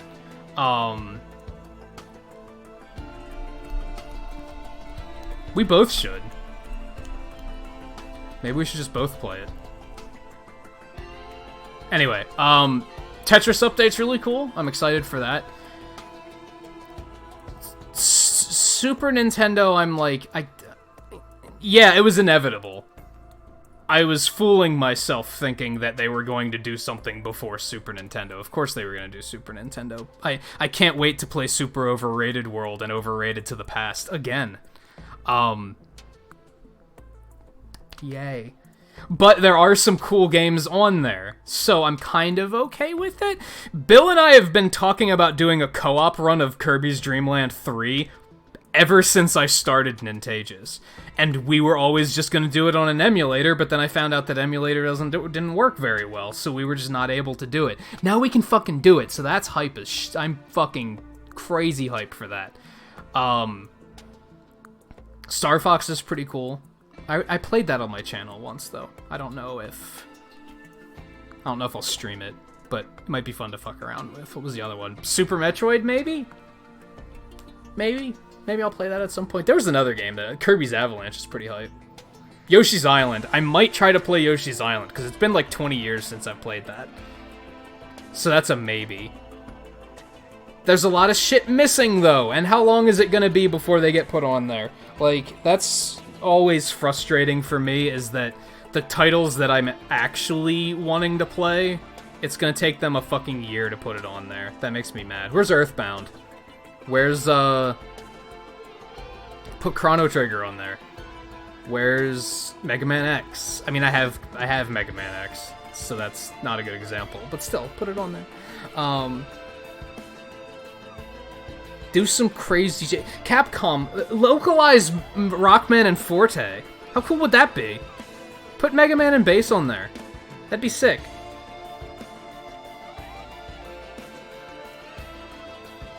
What else?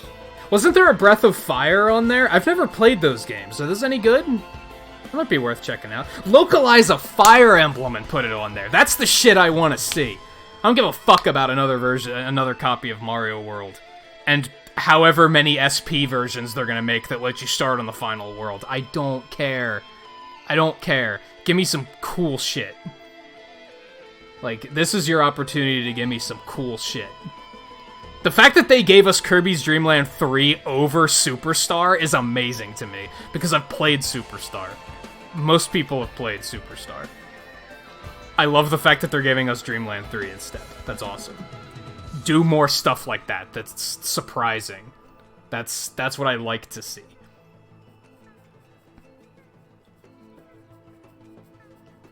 Those are the big things that I was, like, really excited about, I think. I'm glad Luigi's Mansion has an additional multiplayer mode. That's cool. I think that game's gonna be even better for streaming now. I think that's gonna be a really good one. I'm glad they didn't show us too much. I didn't feel spoiled by what they showed us. Pokémon 2, I feel like they did a good job of, like, they gave us a few little chunks of info, but they didn't go overboard. They didn't give us so much information that I was like, what's the point of even playing the game now, because I already know everything. They can shut the fuck up on Poltergeist, because that's a 10 out of 10 pun in the worst ways. They can stop. They can just stop. Animal Crossing looks nice, but I swear that was just rehashing all of the information they already told us at E3. I don't think there was any new information in that, and I hate information rehash. When they just spit information at me that I already know, I'm like, that's like one of the worst things they can do, in my opinion. The only thing I can figure is maybe they told us most of that shit at Treehouse, and the only reason I caught it is because I was really paying attention. So, it might have been new info to some people.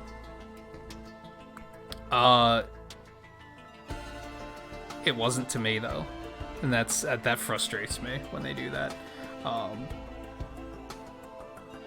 Honestly, I didn't think Town looked that interesting.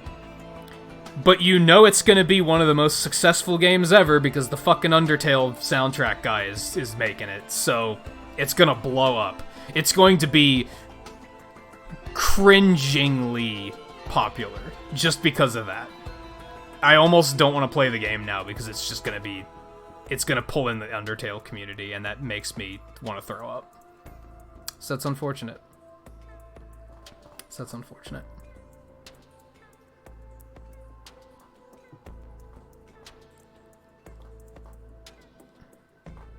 And yeah, this game has a really good soundtrack.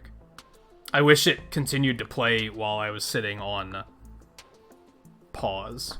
That would have been ideal. I just don't really want to play right now, I guess. I'm content to just kind of hang out. This music in this game's a little bit different. The first game's music was very StarCraft-esque. This game's is a little bit more... It stands on its own, I think. It's a little bit more unique. It's still really good, though. It's still really good. Oh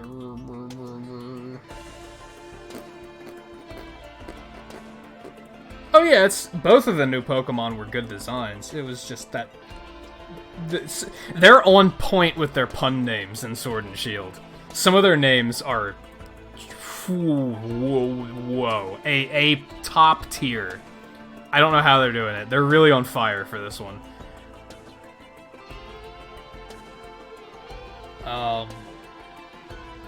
Yeah, I didn't think Town looked that interesting. I don't know. I feel like they didn't show us enough. I don't know. Oh! Daemon X Machina is getting another demo. Thank fucking God. I'm really excited to check that out. I might have to cancel a stream like this weekend and just check that out and give it a second first impression. That's worth mentioning too. Let's actually go see if some of this stuff's already on the eShop. That would be fantastic. Yeah, I was too. That's why I'm excited to see another demo, because that original demo I was very not giving a shit about. Cool, this is out already. Maybe we're just gonna play this instead.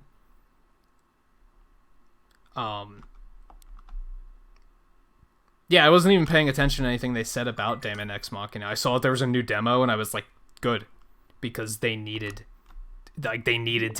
everybody needs to give that game a second chance, I think, because it has potential, but the first demo was very unimpressive.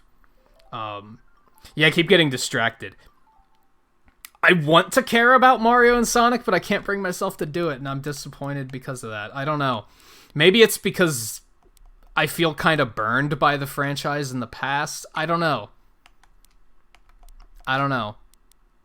I want to care, but it's not making me care.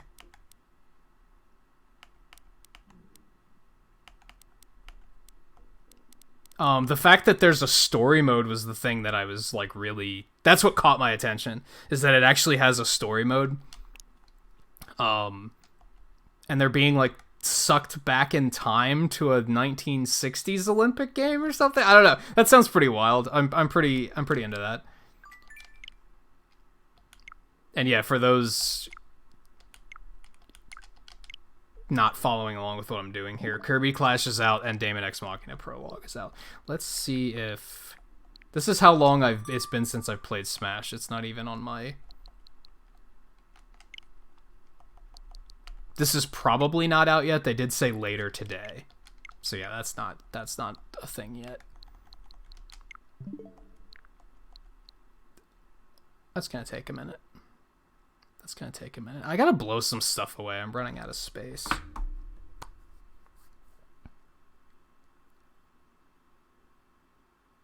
Alright, Yordi, take it easy. Thank you for hanging out for the direct. It was good having you. If you guys haven't checked out Yordi's channel before, you should do so. He's been on that Rocket League grind lately. He just hit 4,000 subs last night. If you can believe that. Well, I don't know, did it stick? You were at like what, 4,002, and YouTube's doing its purge thing lately, so maybe it dropped again. I know you were kind of holding off on celebrating until you were sure on that. Oh, kind of. I didn't do much. It was just somebody looking for a raid target, and I was like, well, I got someone playing Rocket League. You want that? And they were like, sure.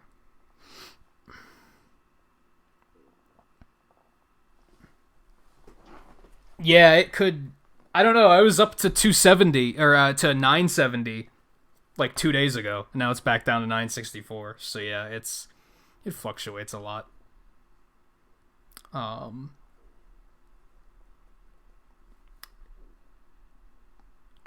Going back, I feel like there was a lot of port stuff in this one, and like the entire sizzle reel was ports, right? And most of them weren't anything that I was like, oh cool. Like most of them I was very like, eh. Devil May Cry 2 is cool. I'm glad that they're continuing to release the games on Switch. It's encouraging, because if I ever want to get into the franchise, then I can do it here. That's pretty nice. Except for the fact that I can probably buy all of them in a collection release on Steam for cheaper. Because, yeah.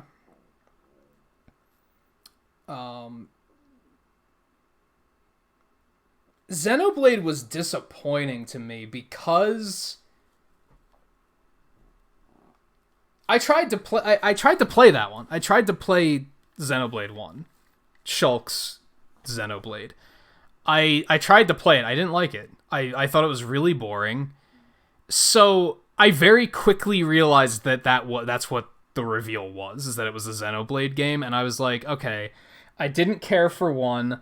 I thought 2 looked good, but I never got to it. If this is a 3, I'm going to try to be open-minded and give it a chance. And then they were like, no, it's a remaster of 1. And I was like, I kind of don't care. If I were interested, I would just get 2 instead, I think. Because at least I don't know much about that. Like, I tried 1 and I didn't care for it, so this isn't making me care. Does that make sense? And it was already re-released on 3DS once. I don't know, it feels kind of odd. I felt like it was an odd... There were a couple odd announcements in this one, I think. Them porting that Fire Emblem Tokyo Mirage Sessions thing I thought was pretty weird too. But unfortunately, I didn't give a shit about it when it was on Wii U, and I kind of still don't. Like, cool for people who were really interested in it but didn't have a Wii U, maybe, because it was a very niche title on a console nobody owned. So I don't disagree with it. I just personally don't care. I don't know. It's like I said, presentation was good, but on a personal level, they didn't drop a lot of stuff that I was interested in. It was very... There was just a lot of Also, Super Nintendo thing's tomorrow, right? That one's not out yet. Same with Tetris. Okay. That's actually taking surprisingly long to download. Watching download simulator.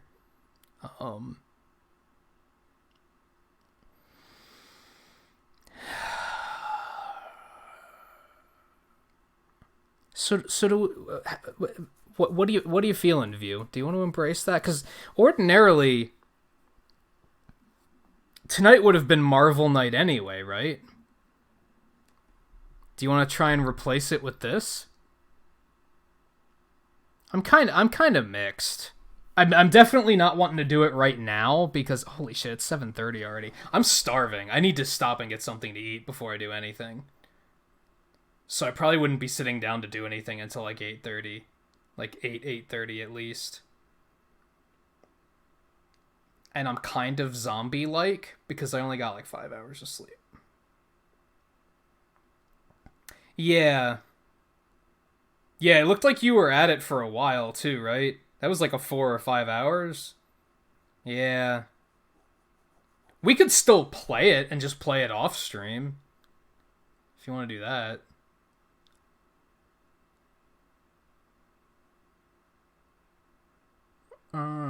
Sometimes I feel guilty for playing games off stream, though. I feel like everything I do should be on stream.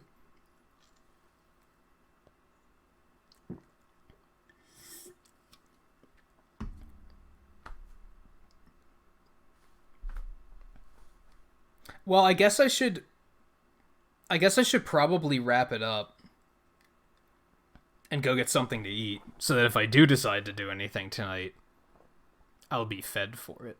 Because at the moment, I am hungry.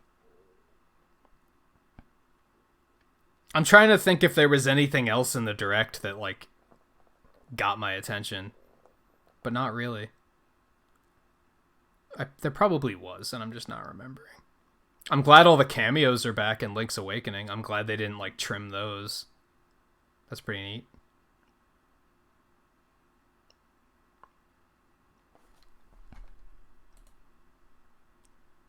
I'd say we could boot up Smash once that releases too, and we could just fuck around with that. But those releases tend to happen pretty late. Like that might not happen until like 10 o'clock or something. That might be pretty late. Oh yeah, we should sit and talk about everything with Fire Emblem now.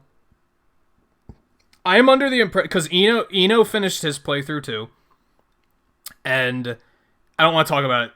I don't want to talk about details too much, because there might be people here that still want to play it themselves and not have it spoiled. But from talking to Eno, he was also Golden Deered, and he said his path was very similar to my path. Like, we think that the path I took is like the bonus route. That's like the +1. Like, that's the 4th one. That's the bonus one they made, because it's so similar to Golden Deer. However, I know that the final bosses were entirely different. The final boss I fought was not the final... I don't know what final boss he fought, because he wouldn't tell me. But I know that it wasn't the one I fought, because I told him what my final boss was, and he was like, oh yeah, that's not who I fought.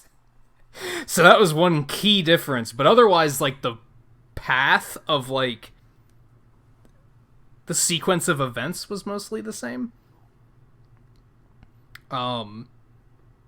I should probably just watch it, honestly. If the paths are that similar, I might not ever play Golden Deer. If it's that much similar to the one I already did. I'm definitely doing Blue Lion next, because I think Blue Lion is going to be the one that's, like, the most different. Perhaps. So, I don't know. Are you bothered by loose ends like I was? Or do you feel like it was mostly whole?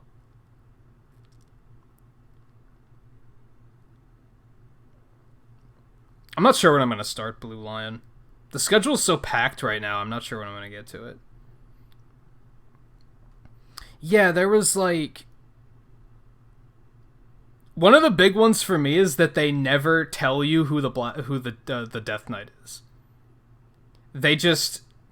They all assume that it's this guy, and it's never confirmed one way or the other. They're never, like... There's never an unmasking where they're like, oh yeah, that's the Death Knight. Look at that. We were right all along. Yeah, the only reason we know is because the characters are assuming that's who it is, and because it's the same voice actor. He's credited as those two characters in the credits. That's the only way it's revealed, as far as we know. Which is like, what? That's so weird. I feel like the other things that I thought were, like, loose ends are a little bit more spoilery. How long has that game been out? About a month and a half. I think maybe at, like... What do you guys think? Maybe, like, 3 months? That's when we'll start saying, okay, fuck it, we're just gonna talk about it. If, like... I mean, it's a big-ass game, but if you don't finish it in 3 months, then, like, you clearly must not be that invested in it. I feel like 3 months is more than enough time. I can't continue walking on eggshells or tiptoeing around eggshells or however the fuck that saying goes. I can't do that for forever. I can't just constantly be like, oh, we can't talk about it because spoilers.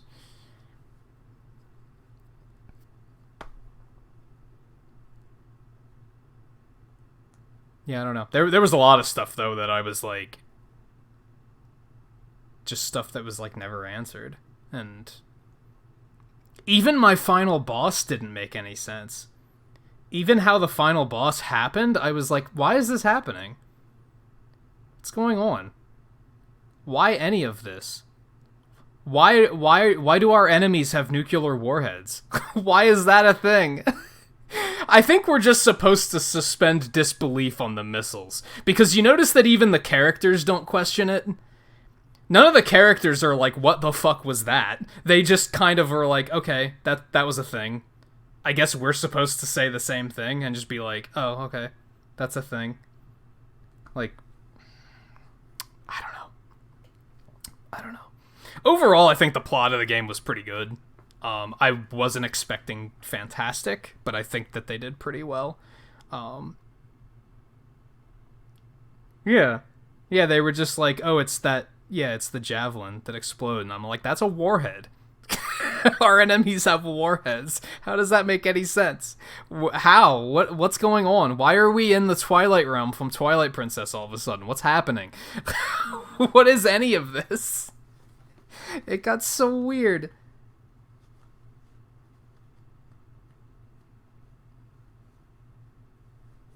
Oh, is that what happened at the...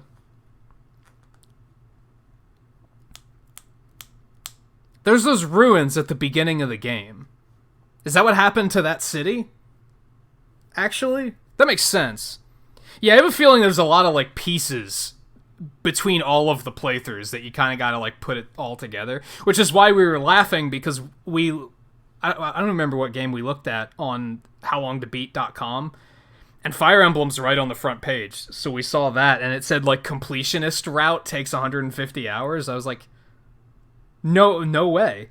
There's no way it takes 150 hours, because you'd have to play, like, all 4 paths to get, like, the full picture. That's the completionist route, and that would take at least, like,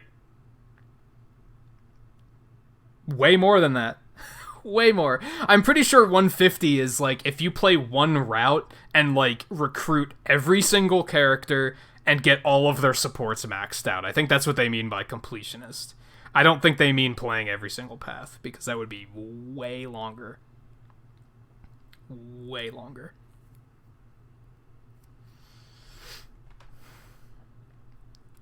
Yeah, but like I said, I guess the characters never question it either, so maybe it's not... Maybe we're supposed to just be like... If they don't think it's weird, then maybe it's not that weird. I don't know, it's weird.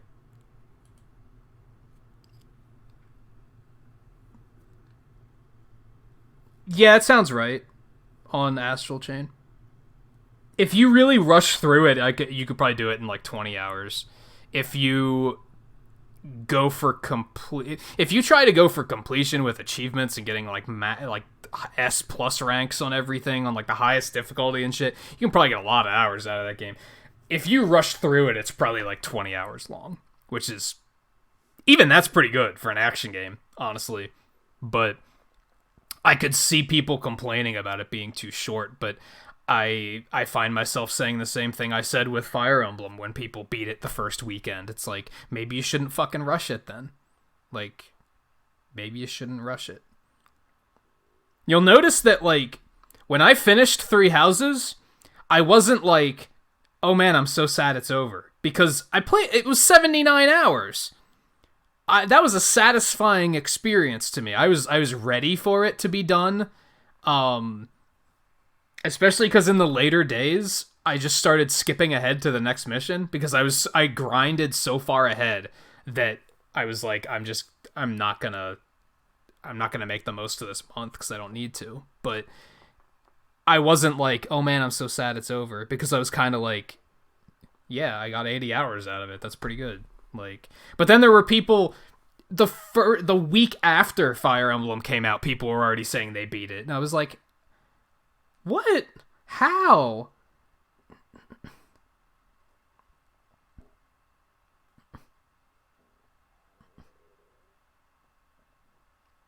Yeah, like, I think the weekend after it came out, I had somebody saying they beat it twice already. And I was like, how? Actually, how? You're literally skipping all of the dialogue, skipping the cutscenes. You are rushing through it. You're not doing any side stuff at all if you're beating it twice in a week. That's completely unreal. You're also probably like 15 and don't have a life.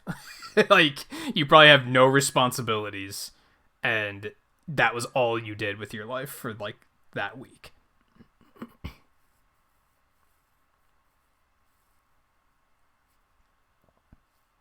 Yeah, if you never customize your classes. I spent a lot of time just, like, figuring out what classes I wanted people to go and such. Like, there's a lot of, like, just management stuff in that game. If you play it like an old Fire Emblem game and you just go mission to mission, then yeah, you're probably going to get through it pretty fast. Because there's not that many missions. You have to keep in mind, there's what, like, 18 chapters? I think it was close to, like, 20. And it depends on the playthrough. It depends on the house. I think it's like anywhere from like 18 to 21 chapters. Most Fire Emblem games have about 30 chapters.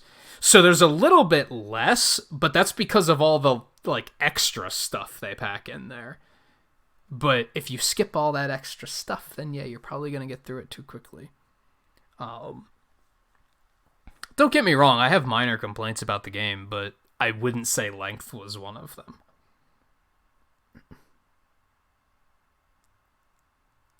Yeah, I think we talked about that at one point on like a Marvel stream or something. Since I was on normal, I did too much grinding, and I was basically like around like 60-75% through the game. A lot of my characters were just gods, and it became trivial. The last couple months I was definitely like, I'm just gonna skip ahead to the mission because I don't need to do anything right now. Like, classes are mastered, and like it definitely got like pretty trivial near the end. But on hard, yeah, you're probably gonna want to maximize your time even more, really.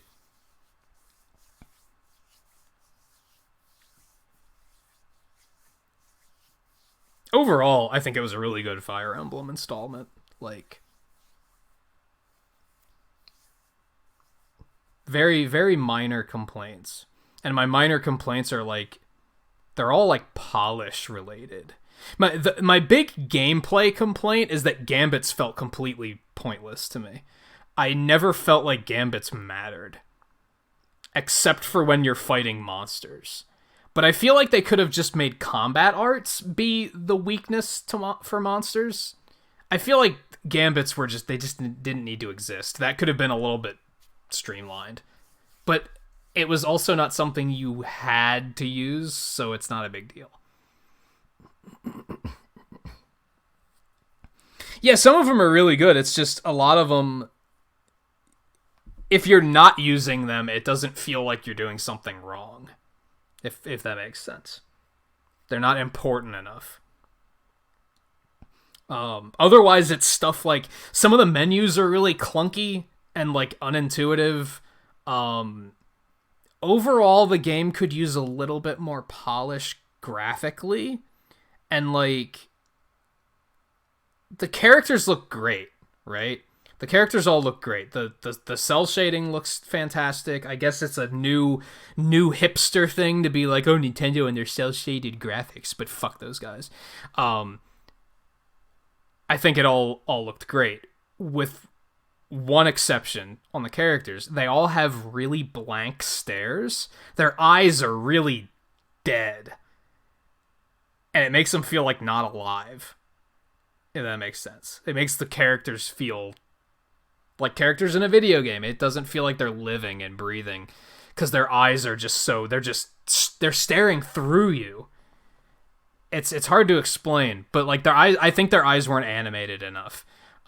They have very blank stares through most of the game, which I didn't care for. Again, very minor thing. And then the environments. I didn't like the environments, because you have this great like anime cell shading look for the characters, but then all the environments are still like your typical medieval fantasy, like realistic shit. And it almost doesn't match. All the backgrounds look really bland. Now, for the most part, I didn't notice that, because that's not what I was looking at. It wasn't bad enough to stick out to me, but it's still like, imagine if all the backgrounds and stuff had the same amount of style as the characters did. Like, just imagine how just great everything would look.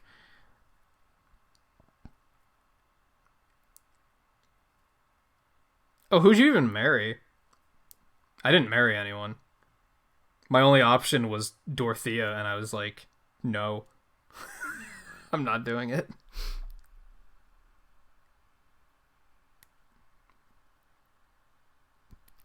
You had Manuela? Interesting. I never got her. It was really curious. I only got some of the staff. Like,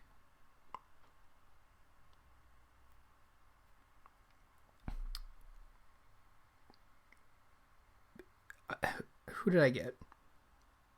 Got Flane, obviously. I got Sedith. I got Catherine. And these are characters I got by default. Like, I recruited Shamir intentionally, because she's low-key the best character in the game. Or is it high key? Might be high key. And then by default, they gave me Catherine, Sedith, Flane, technically, and that kid that I can't even remember the name of because I never gave a shit about him. They never gave me Manuela. They never gave me Hanneman. They never gave me... I think some of them, it depends on if... You either have to recruit them, or it depends on which path you're on. I think...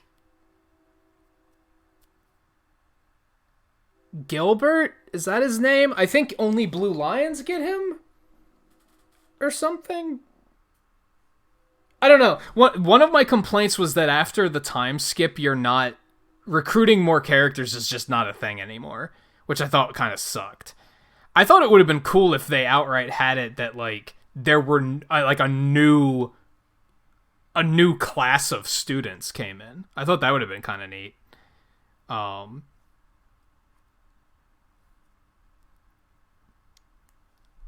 Yeah, the only thing we got about his character is what they told us in the credits.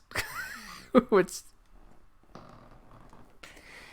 Yeah, there was a lot of... It's almost like maybe the story got too ambitious and they weren't able to, like, fully pursue every thread they laid down. I don't know. It was a little odd. Overall, it was good, but yeah, there was a lot of stuff that I felt like they never answered. They just never got into it.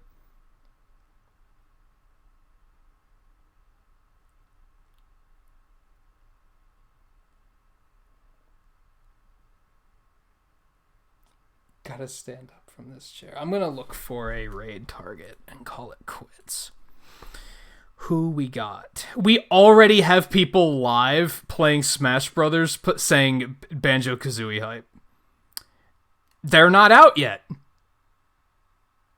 That really bothers me. Should that not bother me? That really bothers me that people are milking it that hard when it's like that character might not even be out until like for another 2 hours. And we're already just saying, like... You might as well just say, click here for non-existent Banjo-Kazooie gameplay. But click it anyway, because... hype. That could be a cool raid.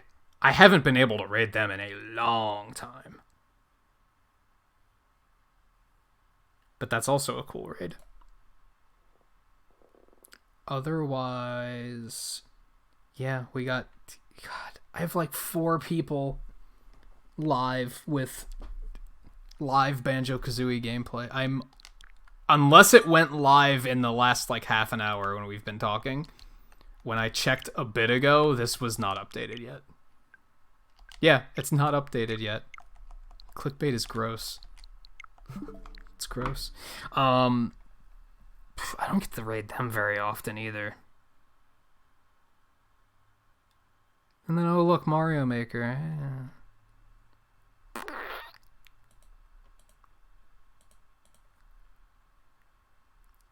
Hey Art, how's it going? I haven't seen you in a while.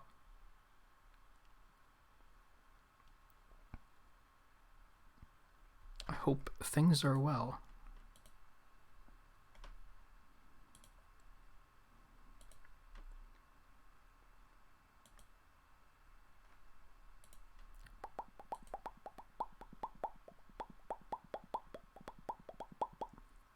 I am gonna wrap it up here soon, though. I think I'm gonna stick to taking tonight off.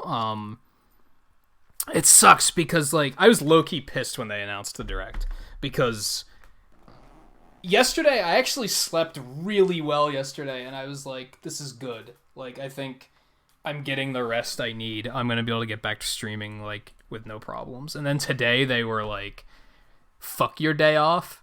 Because I had a haircut this morning, so I had to stay up a little bit later because of that. I didn't get to sleep until like 11 o'clock, and then I had to get up at 5 for this. So I think I got like 5 to 6 hours of sleep, and they weren't the most comfortable hours of sleep in the world, so it was kind of bleh. So I'm going to continue to take tonight, and hopefully I'll hopefully I'll sleep decently tomorrow. And I don't think the schedule's going to change at all for now. I think the weekend schedule is going to stay the same. I don't know. I want to get on Tetris. I need to talk to my friend Bill about doing the Dreamland 3 co-op. I don't even know where I'm going to put that. I don't really have a good opening for that at the moment. Well, Partners in Time's almost done. We could put it in there. I don't know if Kirby Clash is even going to be a stream game. I feel like it could be, right? Because it's free to play. Like, there's going to be a lot of people wanting to play it. I feel like that could be a good stream game.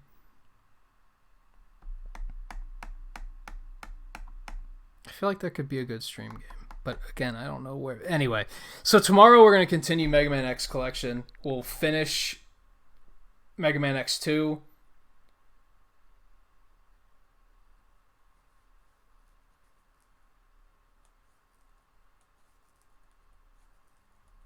Yeah, we'll see.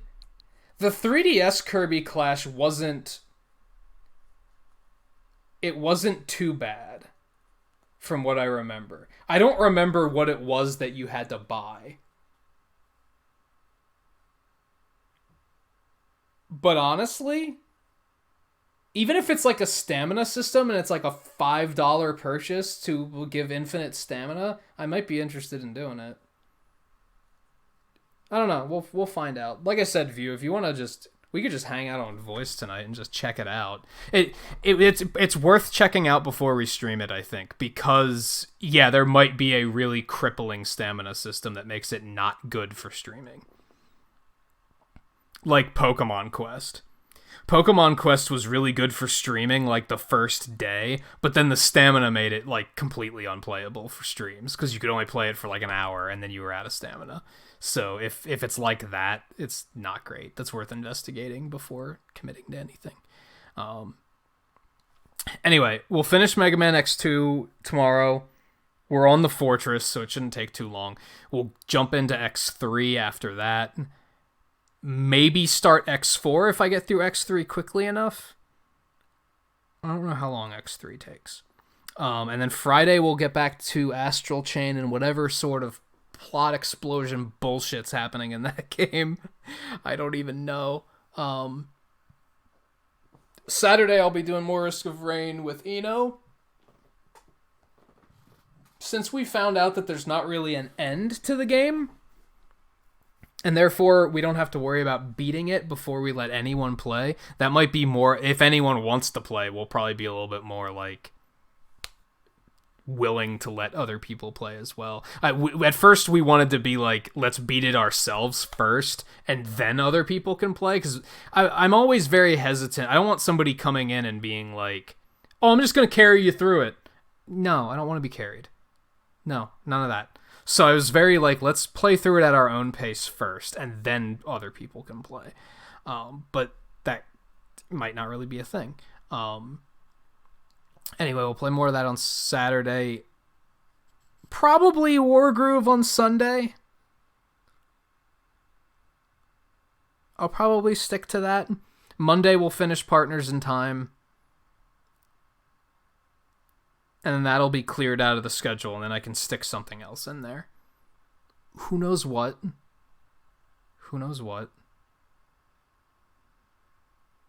Scheduling this month has been a headache. All right, let me see who I have available for. Let me narrow down my raid. Let me refresh and narrow down raid options. We're not raiding anybody who's clickbaiting Smash Brothers. We're not doing it. I refuse.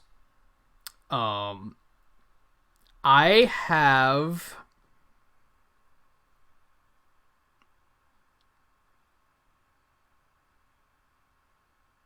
All right, let's not do that one because I do get the chance to raid them every now and then. These other two we never get a chance to raid. I think I'm going to go with this one. I think we're gonna go with this one. I was gonna say, oh, here's the games. What do you guys want to watch? But I think we're gonna go with this. What, phone? Chill.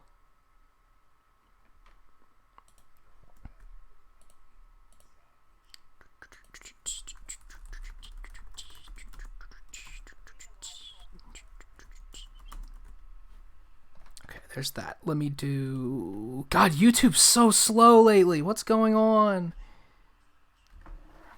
Stop it, guys.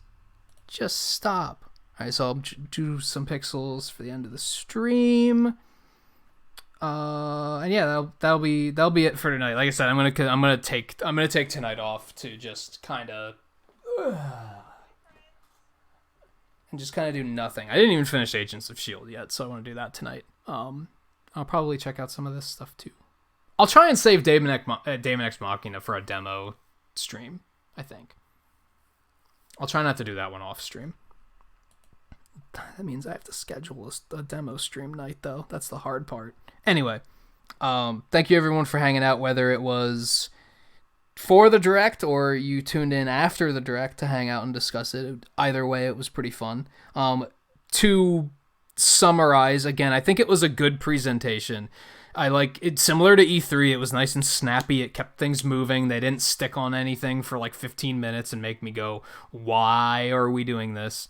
It was a good presentation. Just personally, there wasn't a lot that actually got me excited. On one hand, I'm grateful for that because fuck September. I have enough games I have enough games this month. Like I don't need more games. So thank you. Thank you for not hitting me with more games, because that would have made me mad. If they would have been like, I don't know, what could they have done that would have made me say fuck you guys? Like, they could have shadow dropped something like today that cost like $40, and I would have been like, you guys suck. Regardless, thank you everyone for hanging out. Thank you, View, for bringing the raid over here. And now let's do a raid of our own. We're going to go see how Seven is doing. We haven't been able to raid her in a very long time because I'm usually never live at this hour, so I want to take that opportunity. She's playing Bastion. It's an indie hit from a couple years ago that I'm kind of mixed on. It has really cool presentation, but I personally thought the gameplay was boring, but let's see what she thinks about it.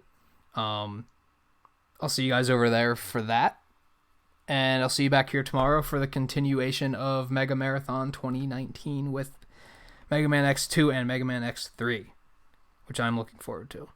So, thank you again, everyone, for hanging out, and I'll see you guys tomorrow.